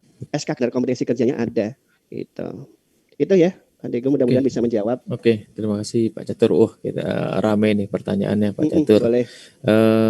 Ini juga ada dari dosen kita nih, dari dosen THP, dosen ilmu teknologi pangan, Bu Weni juga mau bertanya nih. Monggo silakan Bu Weni. Ya, monggo Bu Weni. Terima kasih Pak Diego. Pak Bojawu ya.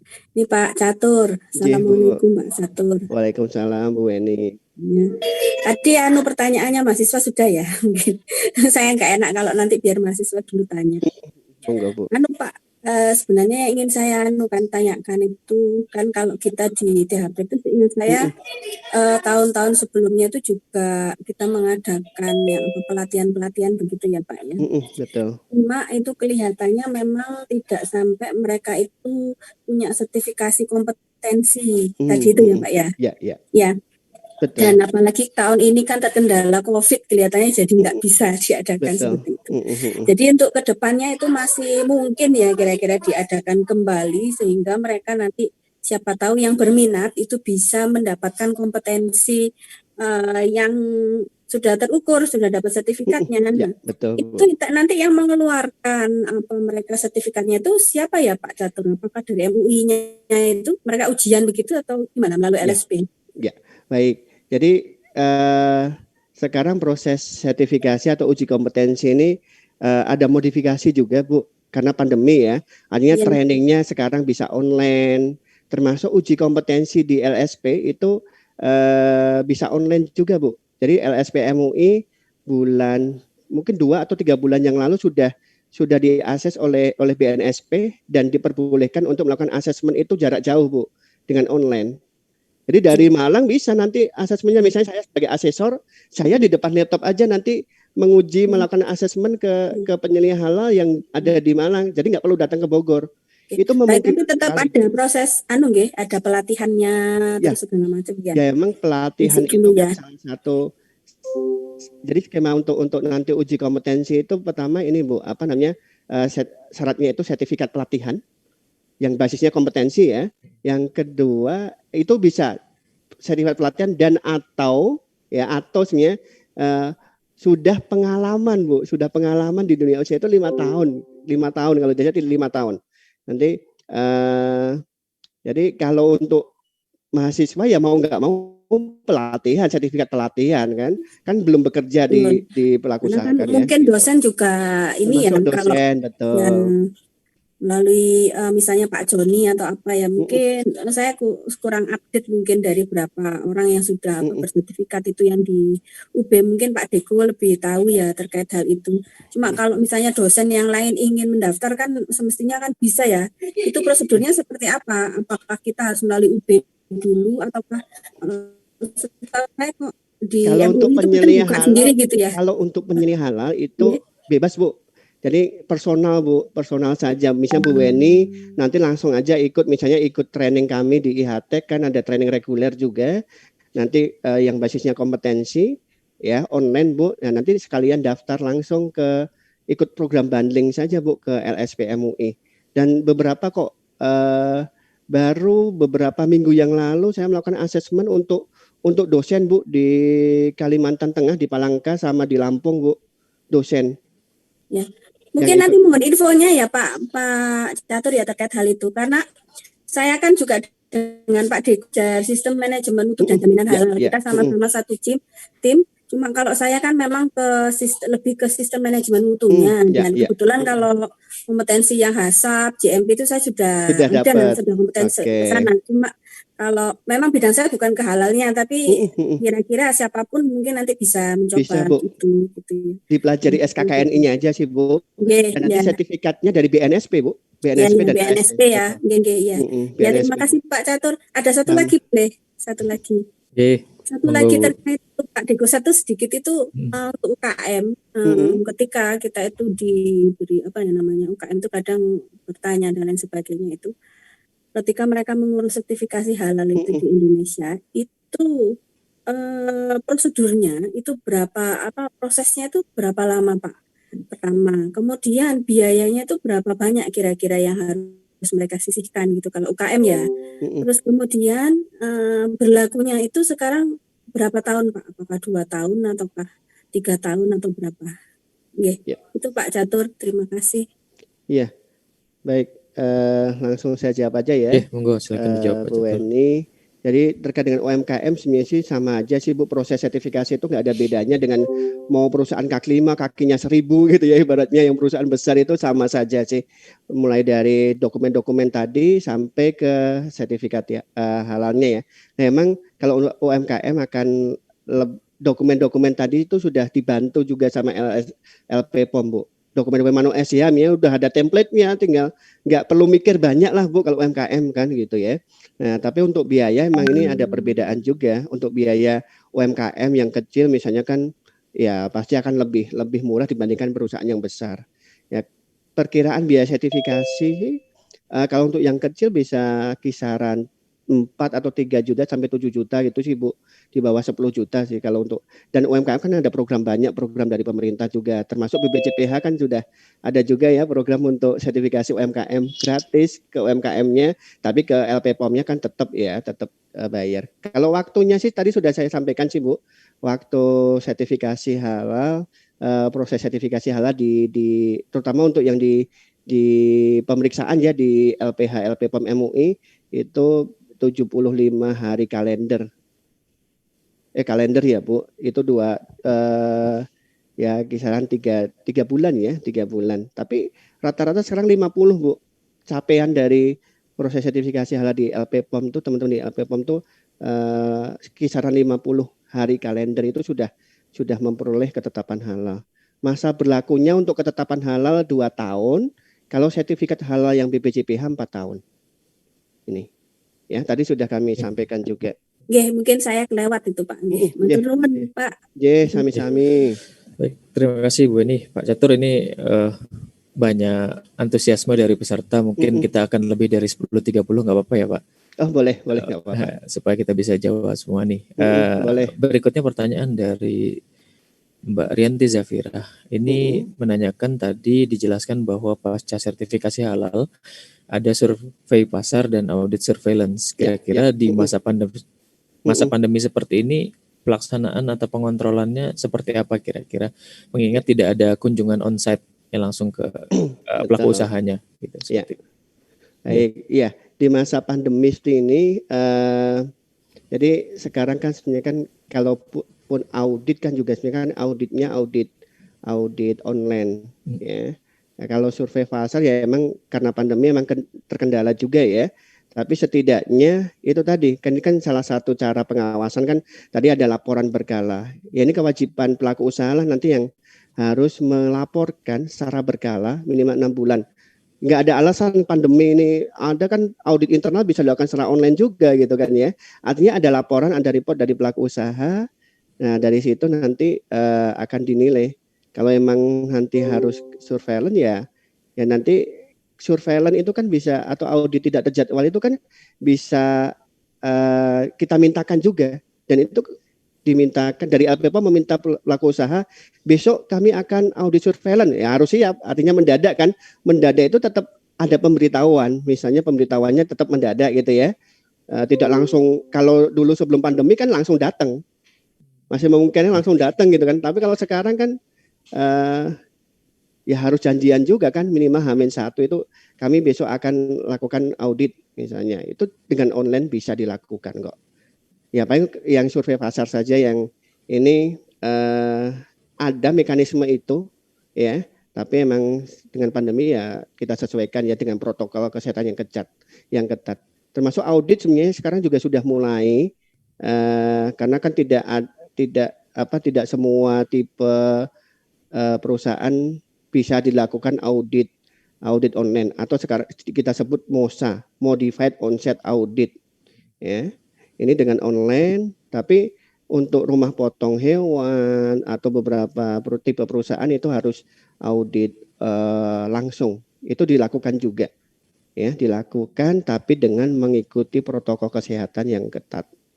Itu. Sampai sekarang vaksin kan juga informasi audit vaksin ada auditor dari LPPOM termasuk tim dari kementerian yang terlibat kan banyak ya, diberitakan juga ada ya. Sekarang lagi ada di Cina walaupun sedang karantina karena harus karantina dulu sebelum nanti audit ke pabrik vaksinnya.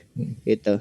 Sampai semalam saya masih kontak-kontak dengan teman saya yang orang Bio Farma gitu ya, sedang di Cina, sedang isolasi dulu atau karantina dulu karena belum bisa melakukan audit di pabriknya. Yaitu beberapa kasus emang bisa dilakukan kok audit onset juga. Jadi pengawasan tetap jalan walaupun pandemi itu ya tetap dilakukan. Ya, baik, kita lanjutkan ya Pak Catur. Ini ada dari Cahandini. Izin bertanya mengenai sertifikasi halal pada suatu produk. Apakah benar penamaan itu bisa mempengaruhi bisa tidaknya sertifikat itu atau sertifikasi itu diberikan atau tidak? Misalnya contoh nama produknya makaroni setan ya, itu ada kemungkinan tidak bisa diberikan karena ada nama yang mengandung unsur negatif atau dilarang ya. Seperti itu Pak Catur. Ya, betul. Jadi terkait dengan sertifikasi halal tadi sudah kami sampaikan. Persyaratan sertifikasi halal tadi kan harus mengimplementasikan sistem jaminan halal. Jadi sistem jaminan halal kan ada 11 kriteria. Salah satu kriterianya itu terkait dengan produk. Nah, di kriteria produk itu kan sebenarnya bahan produk, fasilitas produksi itu domainnya fatwa MUI. Ya, domainnya MUI. Jadi yang punya aturannya emang MUI. Kami hanya menerjemahkan aturan yang sudah ditetapkan oleh MUI. Nah, untuk produk yang diatur adalah nama dan bentuk kadang ya. Salah satunya nama dan bentuk, termasuk profession sorry juga. Ya. Nah di situ udah ada aturannya. Salah satunya misalnya nama setan, rawon setan, makaroni setan, ponggol setan gitu ya. Kalau yang di mana di Tegal atau di mana itu kan ada ya. Nah itu emang nggak boleh. Setan juga. Ya betul. Nah, ini juga misalnya es pocong, kuntilanak kan macam-macam sekarang ya. Nah, apalagi untuk menggait pasar milenial misalnya ya ini emang diatur. Benar. Jadi produk itu akan mempengaruhi proses sertifikasi terkait dengan nama produk, bentuk produk, itu juga termasuk sensory profile dari suatu produk itu juga akan mempengaruhi. Jadi secara keseluruhan 11 kriteria SJH itu yang nanti harus dipenuhi oleh pelaku usaha. Ya. Ya. Oke. Baik, ini ada pertanyaan lagi. Mungkin juga ini tadi sudah sedikit dibahas mengenai bagaimana jika mahasiswa membantu UKM menjadi penyelia halal dan membuat dokumen halal. Misalnya, apakah misalkan mahasiswa tersebut hanya mengikuti webinar-webinar seperti ini bisa ya istilahnya diakui sebagai penyelia halal perusahaan atau sudah harus punya sertifikat tertentu? Ya, jadi kalau sekarang ini kan penyelia halal ini kan harus ditetapkan oleh pelaku usaha atau perusahaan. Yang pertama memang nanti ada surat penunjukan. Yang pertama itu dulu, surat penunjukan bahwa misalnya tadi mahasiswa ditunjuk oleh UMKM tersebut untuk menjadi penyelia halal. Ada penunjukan resmi dari pelaku usaha tersebut atau UMKM tersebut. Itu syarat pertamanya gitu kan ya. Dan harus muslim kan pasti ya tadi ya. Nah, untuk mengetahui memiliki wawasan luas tentang syariat kehalalan misalnya itu kan ya emang dengan kalau untuk UMKM memang bisa dengan ikut-ikut seminar, webinar, termasuk kalau di di LPPOM itu juga ada yang namanya pengenalan sertifikasi halal. Jadi cuma 2 jam gitu supaya menyampaikan persyaratan kayak tadi saya sampaikan, oh ini persyaratannya ini loh. Walaupun memang belum detail, belajar-belajar dari seminar, webinar, itu sebenarnya sudah bisa menjadi penyelia halal. Dan ini kan sebenarnya masih sekali lagi ini masih transisi, belum saklek lah gitu ya. Maksudnya harus punya sertifikat kompetensi dari BNSP ya, di LSP MUI. Ini masih bisa digantikan dengan surat surat penunjukan ya. Tapi emang idealnya kalau kita bicara ideal memang harus ada sertifikat kompetensi supaya paham gitu kan ya, sertifikat kompetensi dari penyelia halal tadi. Ya. Ya memang ini kan masih saya melihat pelaku-pelaku usaha ini saat melakukan pendaftaran di BPJPH dengan surat penunjukan termasuk bukti misalnya ikut pelatihan, seminar segala macam, itu sebenarnya masih bisa lanjut gitu ya, masih bisa lanjut untuk memperoleh sertifikat halal. Ya, apalagi kalau di pemeriksaan atau audit ini kan persyaratannya kan pakai HAS 23.000. Jadi di HAS 23.000 itu tidak berbicara tentang penyelia halal, tapi tim manajemen halal. Ya, tim manajemen halal.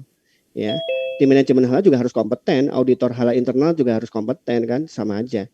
Bisa dengan pelatihan sih sebenarnya sih. Gitu, atau uji kompetensi sekarang. Oke.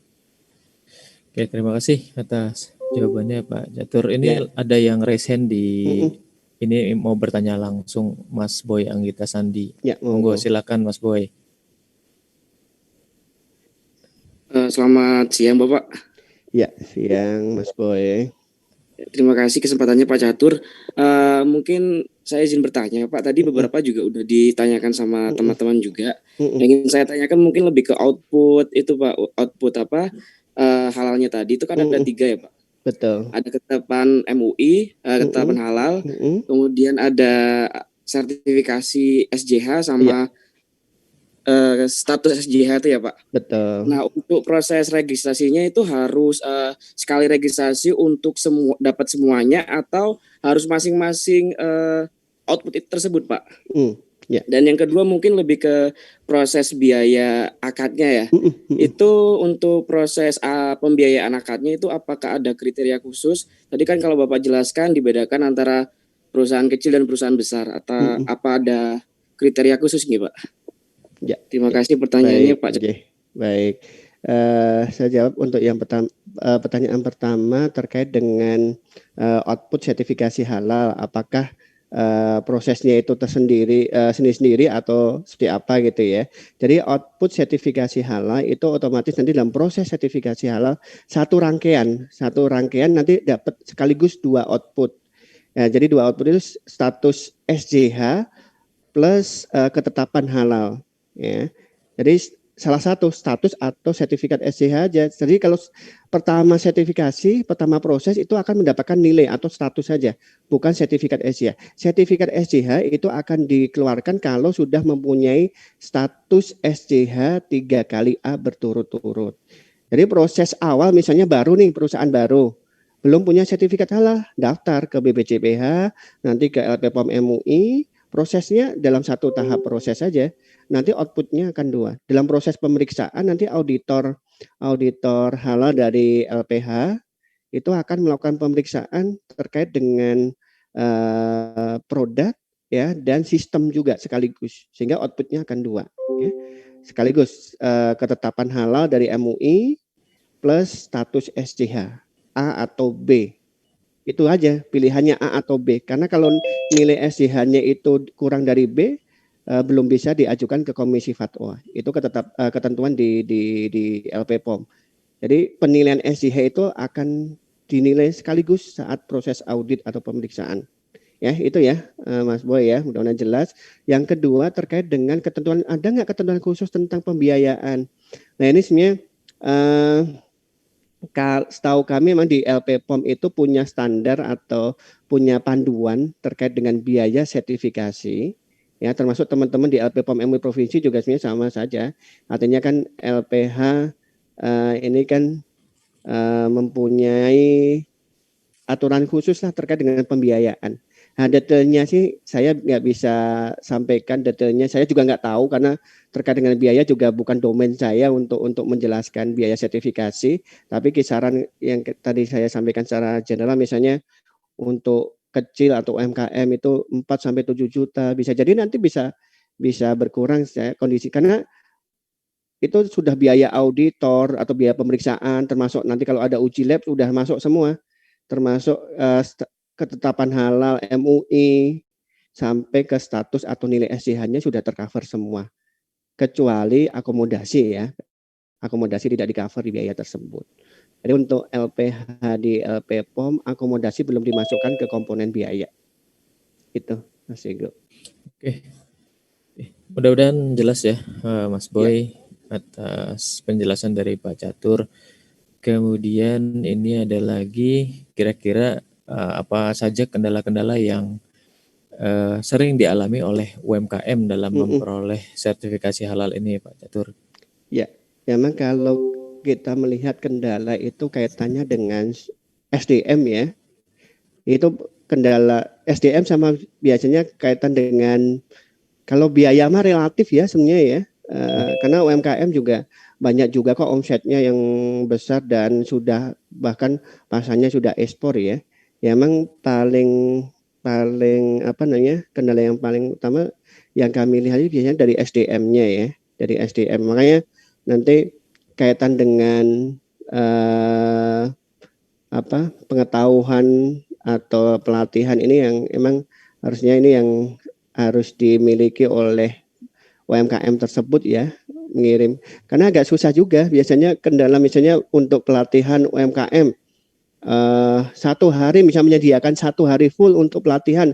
Itu agak berat juga kalau untuk UMKM. Kadang kan Pak kalau kami ikut pelatihan kami nggak bisa jualan misalnya kan gitu ya. Kalau UMKM memang permasalahannya di situ ya. Tapi ya ini permasalahan ini kan nanti bisa kita support lah ya, disupport dengan ya rekan-rekan mahasiswa kan bisa membantu juga ya kaitan dengan SDM ini untuk membantu membuatkan dokumen, prosedur yang sederhana. Kan kadang UMKM itu tidak ada, bahkan ada yang nggak bisa baca tulis kadang gitu kan ya, yang sudah umumnya sudah misalnya udah pernah kami temukan juga catering, catering tapi sudah ya emang masakannya enak sih gitu ya, tapi yang masak sudah misalnya sudah nenek-nenek gitu ya. Nah ini untuk nyatet udah repot sekali gitu kan ya. Yang minimalkan anaknya atau cucunya kan atau yang bisa membantu sih. Itu sih biasanya bahkan auditornya bisa juga menjadi membina juga ya, melakukan wawancara saat audit. Bahkan pengalaman kami juga gitu. Nek kalau masak ini pakai bahannya apa saja, beli di pasarnya pakai apa saja, beli di mana, itu dicatat, itu per hari dicatat. Oh iya bahan-bahannya pakai ini. Bahkan auditornya kadang membantu gitu ya, mengisi, bantu mengisi gitu ya. dengan data wawancara langsung kan ke pelaku usaha tersebut. Itu kendala biasa yang dialami oleh UMKM sih kalau kami melihatnya. Baik, ini satu lagi dari peserta Pak Catur, dan saya nanti mungkin juga ada juga pertanyaan untuk penutup.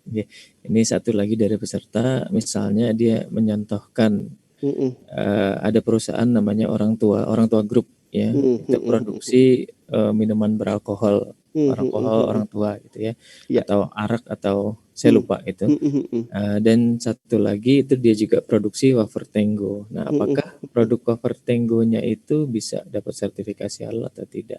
Ya. Walaupun satu induk perusahaan, gitu, satu grup. Ya, satu grup. Nah,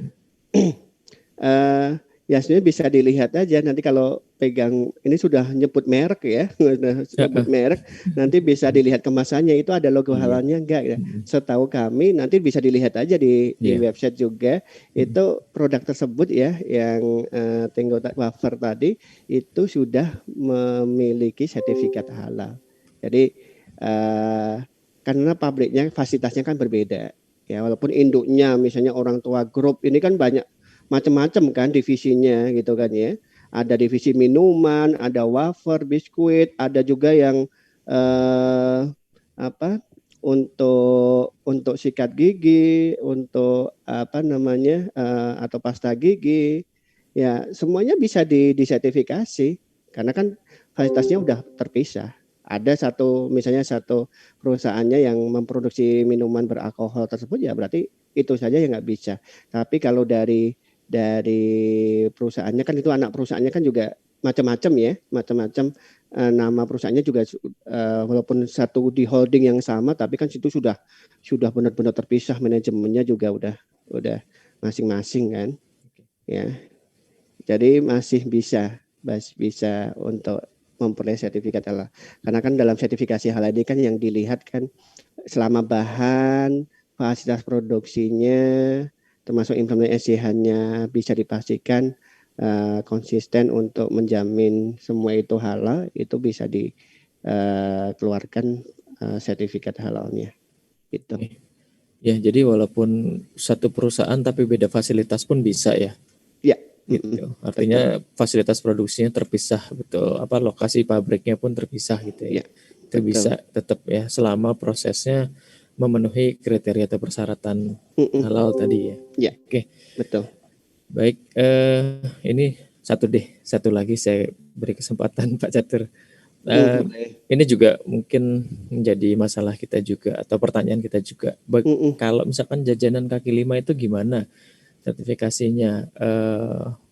Kita atas dasar percaya saja atau bagaimana? Karena kan banyak yang tidak tersertifikasi seperti misalkan bakso, cilok, cimol,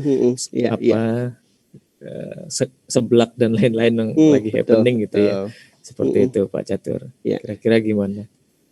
Nah, kami punya pengalaman ya di nggak jauh lokasinya dari kantor LPPOM MUI yang pusat ya di Bogor, di Global Health Center. Gorengan, Mas Diego.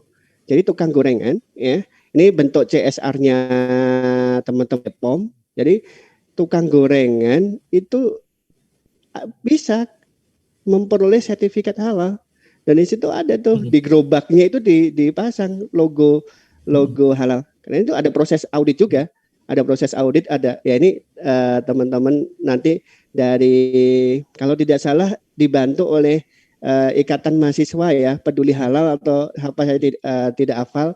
Jadi teman-teman dalam komunitas di mahasiswa ini mahasiswa yang berkumpul dalam satu organisasi itu membantu proses ya untuk jajanan-jajanan pasar. Inilah nanti yang harus termasuk nanti kan kaitannya dengan aspek keamanan pangannya, sampai jajanan-jajanan pasar itu tidak toyib atau tidak aman dikonsumsi. Aspek toyibnya ya.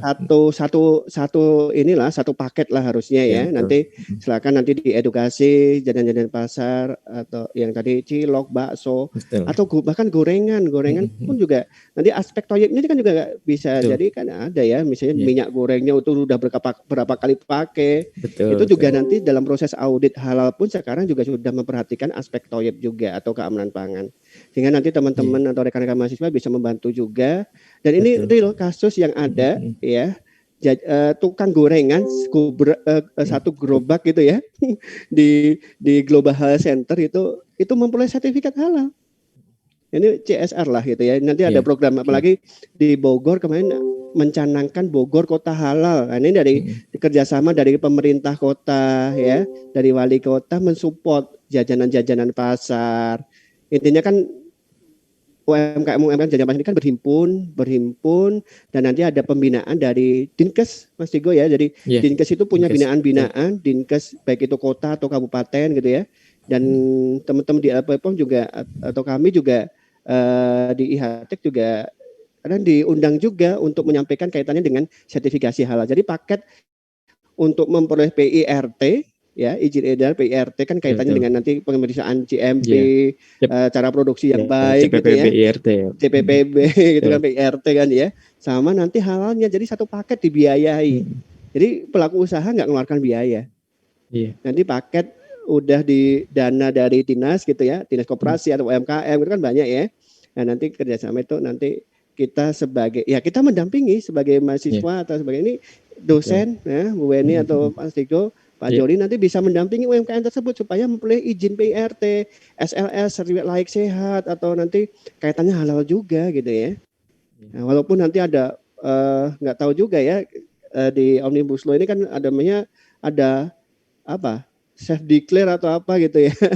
Ini nanti kan tetap ada ketentuannya juga kan. BPJPH juga nanti akan membuat juga aturan tidak sembarang. Oh iya saya menyatakan produk saya halal, kan nggak seperti itu juga, tapi harus ada jaminan, ada persyaratannya juga kan. Kalaupun itu nanti dilaksanakan ya. Gitu. Ya intinya kan untuk membantu perizinan proses, tapi ya jangan sampai substansinya dilanggar sih, itu yang kita sama-sama kawal ya, termasuk beberapa universitas negeri, perguruan tinggi gitu kan juga menyampaikan rekomendasi-rekomendasi untuk kaitan dengan halal juga, salah satunya juga masukan-masukan terkait dengan hal ini supaya pas lah ya gitu nanti pelaksanaannya dilaksanakan di lapangannya gitu. Ya, jadi ini mungkin inspirasi buat adik-adik muda ya, adik-adik mahasiswa supaya nanti bisa bergabung membuat satu komunitas peduli halal. Mungkin bagi jajanan-jajanan langganannya mungkin di Malang banyak yang enak tapi belum jelas kehalalannya, ketoibannya gitu. Nanti mungkin bisa bekerja sama dengan jurusan untuk program KKN, pengabdian dan lain-lain. Itu juga mungkin bisa ya Pak Catur ya. Seperti itu ya. Nanti bisa mungkin dilanjutkan untuk program seperti itu. Nah ini terakhir closing Pak Catur. Ya ini menyinggung Omnibus Law juga tadi ya. Ini menarik. Kemarin juga didiskusikan juga di grup ya dengan Pak Joni, Bu Jauh juga gitu mengenai ada satu pengesahan ya, bukan pengesahan di UU Cipta Kerja atau Omnibus Law ini ada poin yang dihapus, yaitu pasal auditor halal itu yang tadinya harus memiliki sertifikat yang dikeluarkan MUI, sekarang itu dihapuskan. Jadi auditor halal itu tidak perlu sertifikat, itu sudah bisa menjadi auditor. Kemudian yang berikutnya itu ada pasal yang menyebutkan, ini yang jadi ramai juga, jika dalam jangka waktu yang ditentukan oleh BPJPH itu LP POM MUI tidak bisa menyelesaikan rekomendasi fatwanya, maka BPJPH itu berhak menerbitkan sertifikat halal. Nah, pertanyaannya, ini kan akhirnya jadi ramai ini, Mas Catur. Nah, pertanyaannya itu, apakah ada ketentuan atau syarat lainnya di mana BPJPH itu bisa mengeluarkan sertifikat halal tanpa adanya rekomendasi fatwa dari MUI, karena telat lah istilahnya gitu. Sudah dikasih waktu tapi belum bisa dikeluarkan fatwanya. Seperti itu.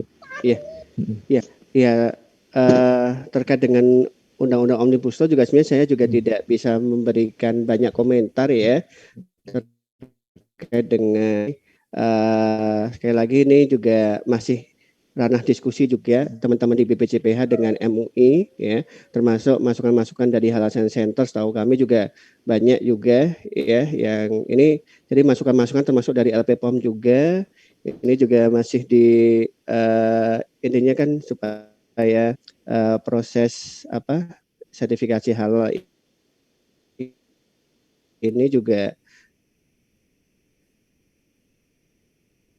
nanti tidak ya. Kalau kami sih, kalau saya pribadi di IHT kan posisinya kan netral ya, artinya kan penyambung lidah dari BPJPH, MUI, LP POM termasuk LPH yang lain ya. Tapi kalau terkait dan saya mungkin bisa komentar terkait dengan auditor halal, memang di situ memang tidak harus memperoleh sertifikat dari MUI. Tapi persyaratan yang lain kan beragama Islam, WNI, pendidikan minimal S1, memahami dan memiliki wawasan luas mengenai kehalalan produk menurut syariat Islam, ya, mendahulukan kepentingan umat di atas kepentingan pribadi. Ini kan syarat di Undang-Undang JPH ya, di pasal 14 ayat 2 di auditor halal. Yang dihilangkan hanya poin memperoleh sertifikat dari MUI. Justru nanti kalau saya melihat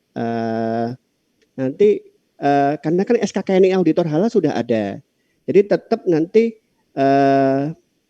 memahami dan memiliki wawasan luas itu juga menjadi persyaratan atau menjadi kompetensi yang harus dimiliki oleh seorang auditor gitu kan ya. Walaupun nanti yang dihapus kan memperoleh sertifikat dari MUI. Ya sehingga nanti bisa jadi LSP yang lain selain LSP MUI bisa aja dengan skema yang nanti di dari BNSP misalnya, dari LSP yang lain muncul, jadi tidak menjadi monopoli dari MUI, bisa jadi peluangnya ke sana kan arahnya. Tapi tetap poinnya auditor halal itu ya harus kompeten. Betul. Ya,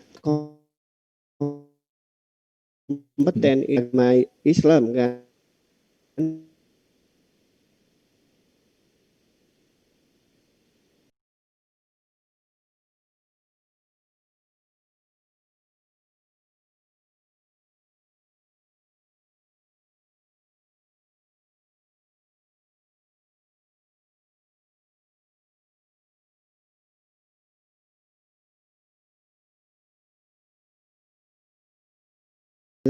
Atau menerbitkan sertifikat halal itu ya pasti ada persyaratannya, bahan juga harus jelas. Artinya bukan kaitan dengan si, ya itu pasti nanti sih harusnya ada aturan yang lebih jelas. Itu aja sih kalau komentar saya ini sebagai pendapat pribadi ya. Ini tidak mewakili. Betul. Ya tidak. Ini kan pandangan kan, karena Mas Diko juga mancing-mancing juga nih untuk bahas Omnibus Law nih. Saya nggak mancing, maksudnya gini Mas, jadi mungkin ada beberapa yang ya mungkin berbeda pandangan atau mungkin belum jelas mungkin alasan dibalik penghapusannya itu seperti apa, tujuannya. Maksudnya ini menambah wawasan, jangan sampai mungkin apa yang maksudnya baik dianggap tidak baik atau sebaliknya. Seperti itu ya, kita ingin membuka wawasan aja gitu. Seperti itu sih. Ya betul. Ya nggak apa. Justru saya melihatnya ini justru peluang juga ya. Nanti bisa jadi LSP yang lain ya. LSP yang lain tidak harus MUI lah gitu kan ya. Karena yang di poin memperoleh sertifikat dari MUI kan dihapus ya di situ kan. Tapi kan tetap harus punya kompetensi kan. Iya betul. Ada SKKRI kompetensinya sudah tetap ada kok. Tidak dihapus. Tetap. Hanya itu satu poin itu untuk yang auditor halal sih. Betul. Ya. Saya rasa cukup sih Pak Catur. Mungkin saya kembalikan ke MC untuk acaranya. Apakah ada penutup dari Pak Joni? Monggo saya kembalikan ke MC Bu Jauh. Silakan. Terima kasih Pak Catur atas diskusi dan pemaparannya. Baik, terima kasih. Terima kasih banyak Pak Deko dan Pak Catur atas hari ini. Materinya sangat menarik Pak Catur. Baik, insyaallah. Alhamdulillah. Pak Joni, apakah ada kata penutup yang mau disampaikan? Monggo Bapak. Terima kasih Bu Jo, mungkin sebentar saja. Terima kasih Pak Catur telah meluangkan waktu untuk berbagi dengan kita, khususnya para mahasiswa. Saya yakin bahwa para mahasiswa dan kita semua ini punya tanggung jawab semua, ya. Jadi yang ingin Pak Joni tekankan di sini, apapun posisi kita itu sebenarnya mempunyai tanggung jawab untuk berperan menegakkan halal di Indonesia. Kita tahu bahwa guru kita, Prof. Tri Susanto, mengawali tahun 1988. Sebelum itu nggak ada pemikiran tentang bagaimana produk itu disertifikasi atau tidak. Akhirnya itu memunculkan berdirinya LPPOM, ya, MUI tahun 89. Hingga sudah berjalan sekarang kira-kira sudah 31 tahun. Ya, juga ini pekerjaan besar itu nggak bisa dikerjakan sendirian. Ya, harus ada yang memicu, memulai, kemudian melaksanakan. Kita harus terima kasih dengan guru kita, Prof. Tri Susanto. Juga terima kasih sama LPPOM MUI yang sudah sekian lebih dari 30 tahun juga berkiprah. Tentu saja juga waktu berubah, aturan berubah, kondisi berubah. Alhamdulillah kita juga sudah punya undang-undang nomor 33 tahun 2014. Lepas dari kekurangan, tentu saja kita berharap undang-undang ini akan bisa diimplementasikan. Meskipun tidak mudah. Nah, sekarang itu adalah eranya transisi peralihan dari yang tadinya sifatnya itu tidak wajib, ya, sifatnya itu voluntary, akan diharapkan bisa mandatori. Tapi itu juga tidak serta-merta. Oleh karena itu, peran serta dari masing-masing kita, termasuk mahasiswa, itu sangat penting karena masih jauh. Ya, Indonesia itu sangat besar, sangat luas. Jadi nggak mungkin lah misalnya LPH itu LPKOM saja itu nggak mungkin. Iya. Ya, itu juga yang lain-lain juga demikian. Makanya kita berharap bahwa kita berprasangka baik bahwa tadi termasuk yang Omnibus Law tadi, itu juga harapannya bisa mempercepat, bisa memudahkan. Tapi ingat bahwa esensi, substansi halal itu nggak pernah berubah.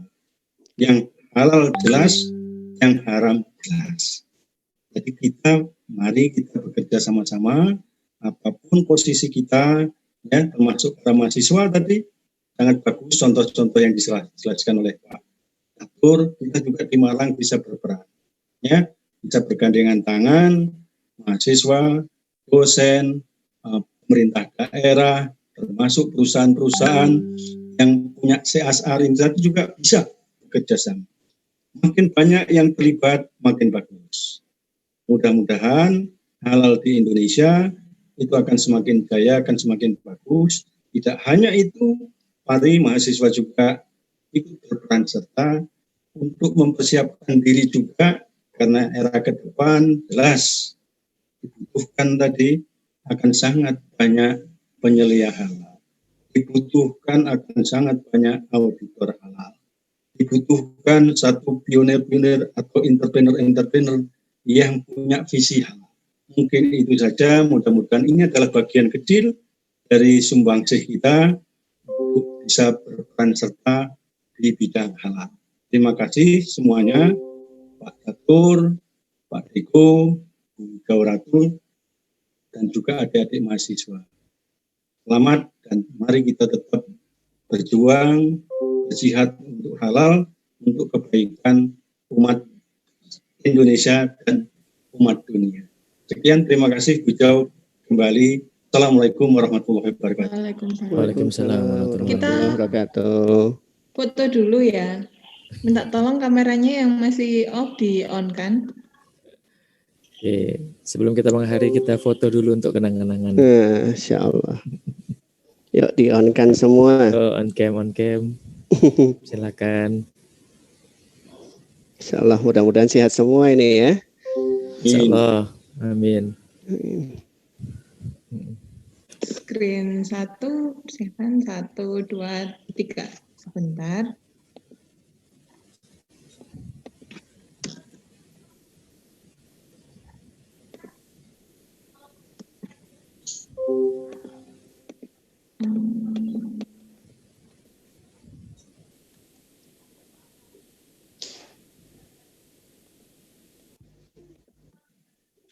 Mohon maaf sebentar.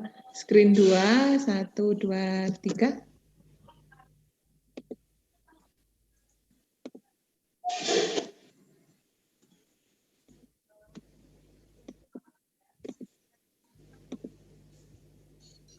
Screen.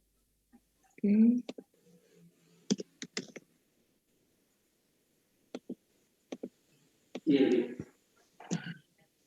Baik, terima kasih Bapak Ibu atas kehadirannya hari ini. Semoga bermanfaat dan membawa kebaikan bagi umat dan Indonesia. Kalau ada kurang lebihnya kami dari panitia mohon maaf. Assalamualaikum warahmatullahi wabarakatuh. Waalaikumsalam warahmatullahi wabarakatuh.